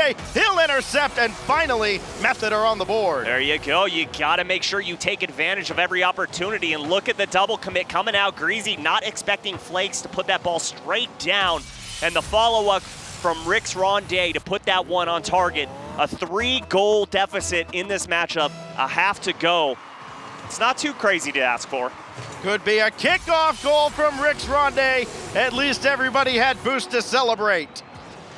Celebration is the most important part of a goal, Stacks. You should know that by now, but a kill on the kickoff and both players deciding to leave the net on the side of Complexity. Starting to get a little closer.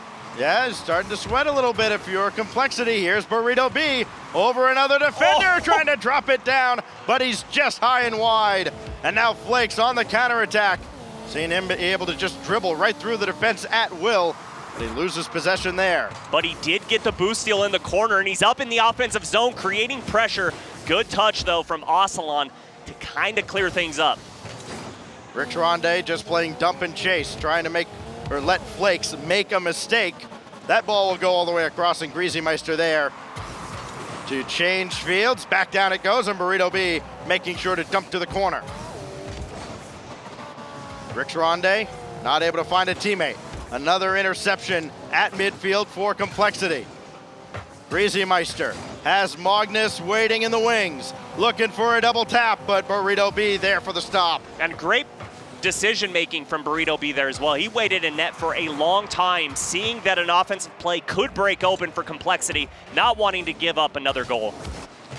Magnus blocked by Rick Ronde, but he did get the ball away. And Flakes will get this downfield. Everybody forward for Method, knowing that they need to get back into this game. Now they have to patiently wait as Magnus dumps another one back onto the orange half of the field.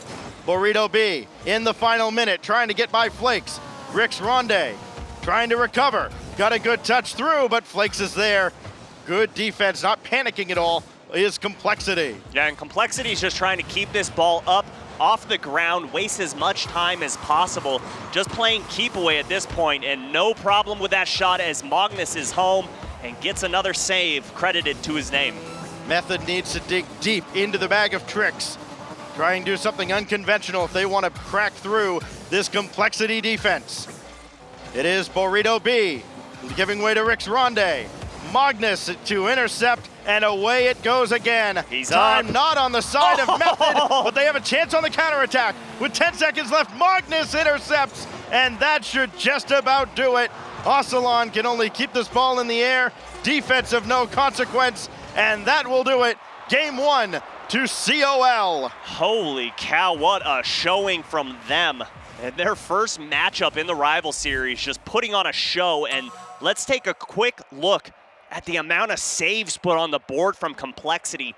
8 total in this matchup, just turning away almost every single shot that was put on the board from Method. Yeah, a total of 19 shots between those two teams. And as you mentioned, only one team really making all of the saves. And you look at this Complexity squad, you know, a team that makes that many saves, you normally look and see, okay, they probably got hemmed in their own zone a lot. They didn't have a lot of offense. They're probably a team that's not going to do well in the season. No, they actually won that game quite handily outside of a stretch of like 5 seconds in the middle of the game. And now Complexity are poised to really run away with this unless Method can kind of solve the puzzle of Complexity's defense. Yeah, once Complexity got 2 goals, it was almost like, hey, we're just going to wait. We're going to see what you guys can do and go ahead and shoot at the net. We have one guy on the back wall to turn away any shots up high. We have one guy sitting in net to turn the shots down low. Go ahead, good luck. And unfortunately, the shots from Method on the board just weren't able to get past that defense of Complexity. A Method team that led the rival series last season in total goal differential is seeing a whole new different beast here in Complexity as we get into game number 2. And I got to say, after watching that first game, if I could have a mulligan on that prediction, I would take it in a heartbeat. This Complexity team has made a statement to start off the rival series. Now let's see what they've got for an encore. You should be used to being wrong, though. I know, especially next to you as this ball's popped up. Magnus able to get there just ahead of Rick Ronde. Greasy will find Magnus as well. That pass getting through traffic. Flakes double touch, and it goes wide. Oh, just turned his car a little bit too much to the side. Sent that one off the crossbar. Watch out for this team, though. As we discussed, so much mechanical skill is available to them. You don't want to miss too many of those, though. You don't want to know what they do to people who miss double taps in the RLCS and the rival series. Magnus for Flakes as that ball goes all the way downfield. Again, just trying to reset things, buy his teammates time to get boost. That midfield boost, I believe, collected by Greasymeister. And it will kick right out towards Flakes. His drive saved by Ocelon as he read it properly this time. But Burrito B did not, and Greasy stopped by Rick Ronde, but now they're in a world of hurt. Flakes This Double. time he'll try. Double doesn't go. Greasy follows, and Complexity scores first again. Yeah, Burrito B had a poor challenge, which forced him to use all of his boosts. Look at him just sitting down there on his feet. Can't do much. And all it takes is Flakes going up to get him up in the air, and Greasy Meister comes in for the finish. Complexity looking like a true winner in this matchup. Rick's Ronde for an answer. Got the reset, and he just pushed it wide. Flakes in the way as well. Now Magnus. Downfield, he has Flakes there, but he missed it out of the corner, and Rick's Ronde sends it away. Yeah, it's almost as if Method took a nap in between the last series and this one. They look like a completely different team. They need to get that sleep out of their eyes and wake up quick because they don't have a lot of games to work with. Well, Burrito B not able to catch up to this one. That's I believe the second or maybe even third time that Flakes has gone right by Burrito B to score a goal, and it's now 2-0. Well, you see Burrito B going for the corner boost that isn't there, and it's that boost over ball mentality. You're just so used to going there and it being there, but Complexity is rotating through, trying to steal it, trying to disrupt the flow of the offensive and defense of Method. Well, we have now seen Ocelon for about a match and a half. We've seen Niels Cook with Veloce. We'll see Pondex later on in the season with the Vikings. But right now, the best pickup of the offseason in the rival series certainly seems to be Flakes. He's got 4 goals and an assist to go here in this series, in a matchup that a lot of people on paper thought was going to be a big test for Complexity, and they have dismissed Method so far. When you bring a new guy in, you don't want to put constraints on him. You want to let him play how he is used to playing, and you as a team member should adjust how you're playing, and it seems as though Greasy and Magnus have both done so. A clear from Burrito B into his own corner. Gets it over 2 though, but Magnus so quick to the ball, keeping this back in Method zone. Burrito B trying to get onto this, but Greasy Meister does instead. And of course, if you're Method, the org, you're watching Magnus do this to you right now and going, man, I remember when there were brighter days when we were involved with Magnus. This shot sent away by Ocelon.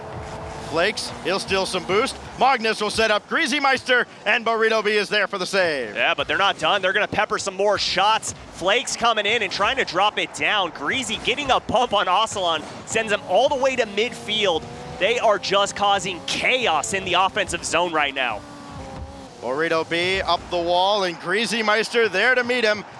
Ocelon has to fight through Flakes, nobody home, and Magnus adds to the lead. He has done this so many times. Magnus will not miss this shot. Look at Flakes just trying to get a touch on the ball. And the just placement from Magnus, perfect on that shot. 3-0 lead. It's gonna be very hard once again for Method to claw back into this one. Yeah, I mean, you throw so many shots at the back wall, at the net itself. I mean, you get the defense moving around. Eventually, they're going to run out of boost. They're going to run out of position. They're going to run out of time as this game carries on. Another ball sent in, but Flakes will have it away. Magnus is just camped out in the offensive end, takes out Burrito B, and Flakes will score on the empty net. And I love this placement from Flakes. It's not only a shot on net, but it's close enough to be a pass as well. Just good placement there. Way to have a heads-up play, and Flakes, you were talking about him. So important to this team. He is fitting his role perfectly. Right now, with as much time as Complexity is spending on the orange half of the field, just peppering the net, you're going to have to start charging rent. Will Method. Greasy Meister does miss this, but here's Magnus to back up the play. He'll take the midfield boost and challenge this as well. And Magnus is just everywhere. Really, everybody is everywhere for Complexity. And Method, going to be pulling their hair out at this point, wondering how do we get around this, because they have been stifled at every turn. Got 2 in the air though, and a bump from Ocelon opens the net up. Can he turn around in time? No, he can't. Flakes got that back boost. Magnus up to clear this off to the side. Greasy with a full tank. Oh, nice bump. Good bump from behind, but Flakes is there. Good rotation. Of course, that's a sign of a team that knows they don't really need to move forward. Just defend the net at all costs. Preserve the shutout, and it looks like Complexity is going to have no difficulty doing just that, as nobody's there for that ball ripping around the front. And that was their first test they've seen this game, and we didn't see any sort of panic coming out from them. Very few double commits, and most importantly, not allowing too many shots on target either. Magnus lobs another one in. The only suspense here is will it be 4-0 or 5-0? Flakes looking to add one more touch, and that's sent away. And Magnus well off the mark, but they certainly didn't need that. 4 goals in game 1, 4 goals in game 2. It's a shutout as Complexity is on match point, threatening our 2nd consecutive sweep. Look at the new fella on the team up on top, just carrying this team to victory.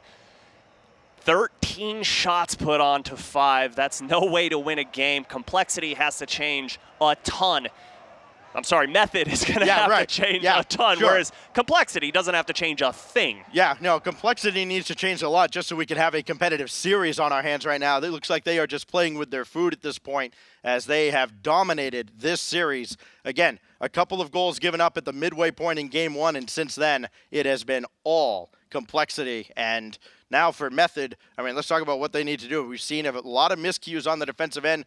We see Ocelon with 5 saves. That's great. They need to get him involved in the offensive end. He's back so far. They got to come off their goal line just a little bit quicker. Yeah, I was thinking the exact same thing. They need to. Didn't mean to steal your notes there. Wasn't trying to. Wasn't trying to read your stuff. Go right ahead. No, but what I want to see from them is a little more aggression. You called it the third man pushing up a little further. They aren't getting beat on those clears too much, and that's due to the fact that they are keeping a third man back, but you're down 2-0 in this series. You lose another, you drop this one. So go all out. Go as hard as you can in this game. Throw caution to the wind if you can, and just see what it does for your squad. I actually do want you to take these notes. Just go ahead and throw them in the trash because they haven't done anything for my predictions so far this afternoon. We are underway in game 3 between Complexity and Method as Ocelon will try to play this slowly past Magnus and Greasymeister. The problem is a slow play is not going to get it done against Complexity. They move at breakneck pace as Ocelon, decent challenge against Greasymeister. At least it didn't get the ball towards the orange net. Instead, here's Complexity taking over possession yet again. Loose ball in front, sent away by Rix Ronde. A rare case, Zuby, where there's a loose ball up for grabs and there's not a blue car immediately all over it. Yeah, and that's not due to the fact that it's slow play like you were talking about, especially not from Complexity. What they have is patience. Each member on the field, whether it be they're in the first spot, the second or third, they realize when to push up and when not to. They're just playing perfect Rocket League at this point. Rix Ronde needs a second touch. Problem is he put that right in front. Flakes to follow up. Magnus as well, he just watches that clear from Burrito B. Rix Ronde setting for Ocelon, and Greasymeister with the save. Ocelon did get a piece of that ball, but Greasy read it all the way. Yeah, that was a good opportunity from them. Can they disrupt the defense, though, from Complexity is the big question because they've yet to really cause any sort of panic in the offensive zone. Burrito B. Bank pass out for Rix Ronde. Burrito coming up as well, and that's blocked away by Magnus. Oh, look at that touch. It will drop down for somebody, but nobody there after Magnus is taken out of the play, and Ocelon will just calmly send that away. Even more importantly, getting off that lip there in the corner so it pops up and out. Complexity has numbers. Ocelon had to rotate all the way to the opposite side of midfield to grab the full boost pickup. But unfortunately, Complexity not able to capitalize on that, and we remain tied in game number 3.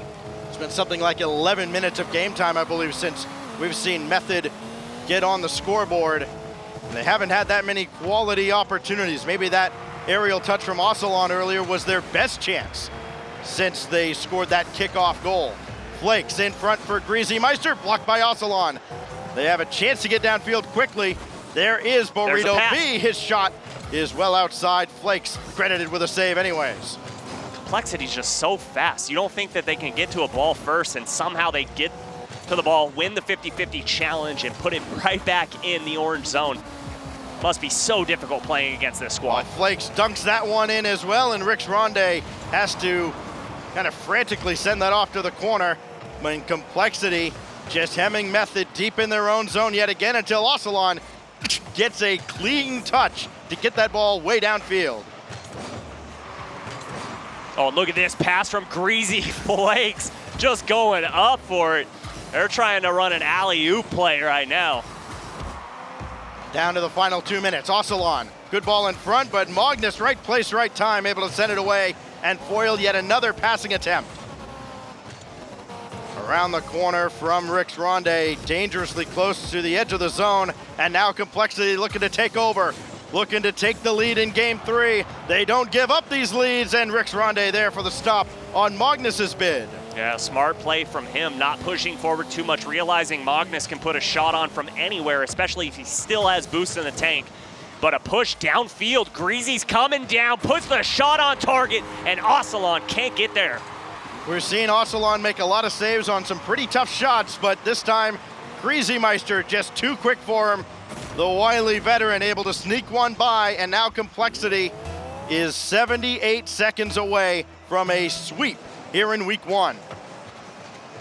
Feeling very reminiscent of Savage from last season. Yes. Bunch of RLCS veterans on one squad, just kind of mopping up the competition. Method needs to change a lot, and they need to change it now.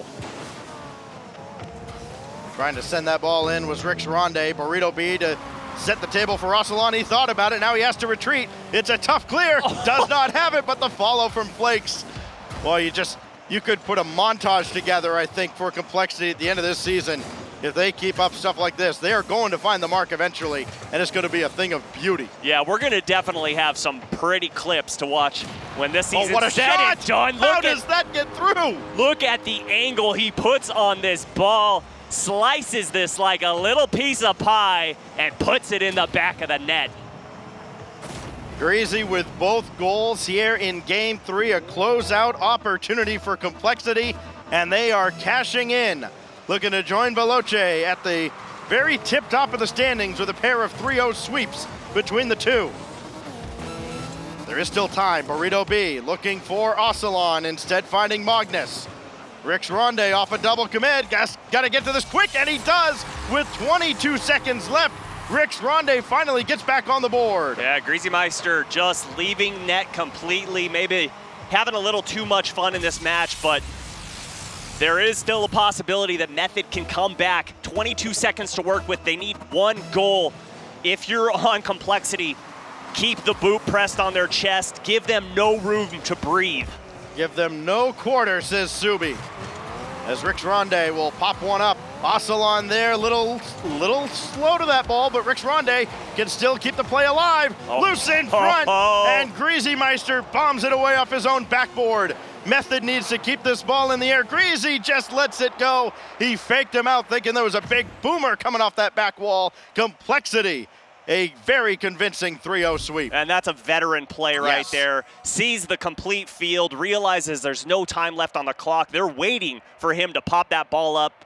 He just lets it hit the ground. And like you said, a 3-0 sweep in the first showing from Complexity. Well, we came into this really looking at the week 1 schedule thinking, okay, I really want to see this. Ocelon versus Flakes. Let's see. Complexity and Method, who's better? Now I come away from this going, you know what I really want to see? I want to see Flakes go up against Niels Cook now. Let's see who really was the better of the two pickups. Right now it looks like Flakes, who was phenomenal for Complexities. We welcome back Lauren. Yes, you two can tell me. You told me so. I get it. We'll just take these notes. They didn't really, they didn't do anything for me. Sorry, bud. Sorry. We'll just, there they go. And that's that. You know, it was an interesting clash of wills. On one side, you have Complexity. They drop down from the RLCS. They want to try to make it back in. They make the roster adjustment. How are they going to fare? On the other side, it's Method. This is a team that's been in a rival series before. So close if they had those chances to get to the 1 or 2 slot. This is a good test for them. If they can take down this RLCS team, then maybe they can make it to the top 2 slots. To lose in that fashion says to me that Complexity is here. They are a dominant team, and Method, if they wanted to turn it around, they now know the bar that they need to play at. Yeah, and for me, they didn't really change anything up. After game 1, we saw what Complexity was doing, and it was greatness. And for them, they don't have to change a thing. They're just mopping the field up. And Method just went into game 2 and 3 like, okay, same game plan. We can do this. When no, you've got to be able to change on the fly if you want to be able to succeed in the rival series. Yeah, and really for this Complexity team, what I was so impressed by is something that we haven't seen a lot of, and that's that third player for Complexity really stepping up and taking charge of the game. We were so used to seeing a lot make all these highlight reel plays, and that didn't happen last season in the RLCS. It's happening now with Flakes in the Rival Series, and I would imagine right now all the questions about, okay, should Complexity stay together? Should they try to all look for different spots in the RLCS? They're staying together, and if they play like this all season, they're going to be back in the RLCS before you know it. Day number 1 of EU says to me that we're going to have quite the spicy season of Rival Series here. Let's take a look at the standings. We've had a lot of surprises right out of the gate. We had a Game 5 Method. We're able to take that one, and then they just lose that matchup. Baguette Squad, they're not done yet. They have a pretty big challenge off stream over at twitch.tv/Rival Esports. They'll be playing both Veloce Esports and Complexity. After saying that, after seeing what we just saw out of Complexity, I'd be a little concerned. Absolutely concerned. Both those squads have the ability to sweep you entirely, so you have to bring your A game to that matchup. But for me, Baguette Squad up on top, can they hold that spot is the big question mark. Yeah, and Baguette Squad, really trial by fire in the opening week. I mean, if they can come out of this 2-1 out of this first week, they've got as good a shot as anybody because they've got a massive, difficult part of their schedule gone. Yeah, for real. The dynamic is definitely going to be interesting. Over on the other side, later on, we will see North America. Now, there are no small amount of stories here. We've had some teams getting picked up. We've had some rosters changes. We've had some feelings expressed. I'm really looking forward to seeing these matches today. The last one is going to be particularly interesting. Yeah, we've saved the best for last, definitely in week 1 of North America. Again, a lot of eyes are going to be on that Afterthought and Birds and the Bees matchup because of what happened with Shock, Hoxer, and Mist, and how Shock ended up on a different roster right before the roster lock deadline. And now he's on this Afterthought team. And of course, as fate would have it, they both get into the Rival Series, and they both play week 1 because why wouldn't they? As the world turns. Yes. I'm looking forward to seeing that. For EU, though, day number 1 is complete. Thank you guys so much for hanging out with us. Later on, we'll have North America, but for now, we're taking off. We'll see you later.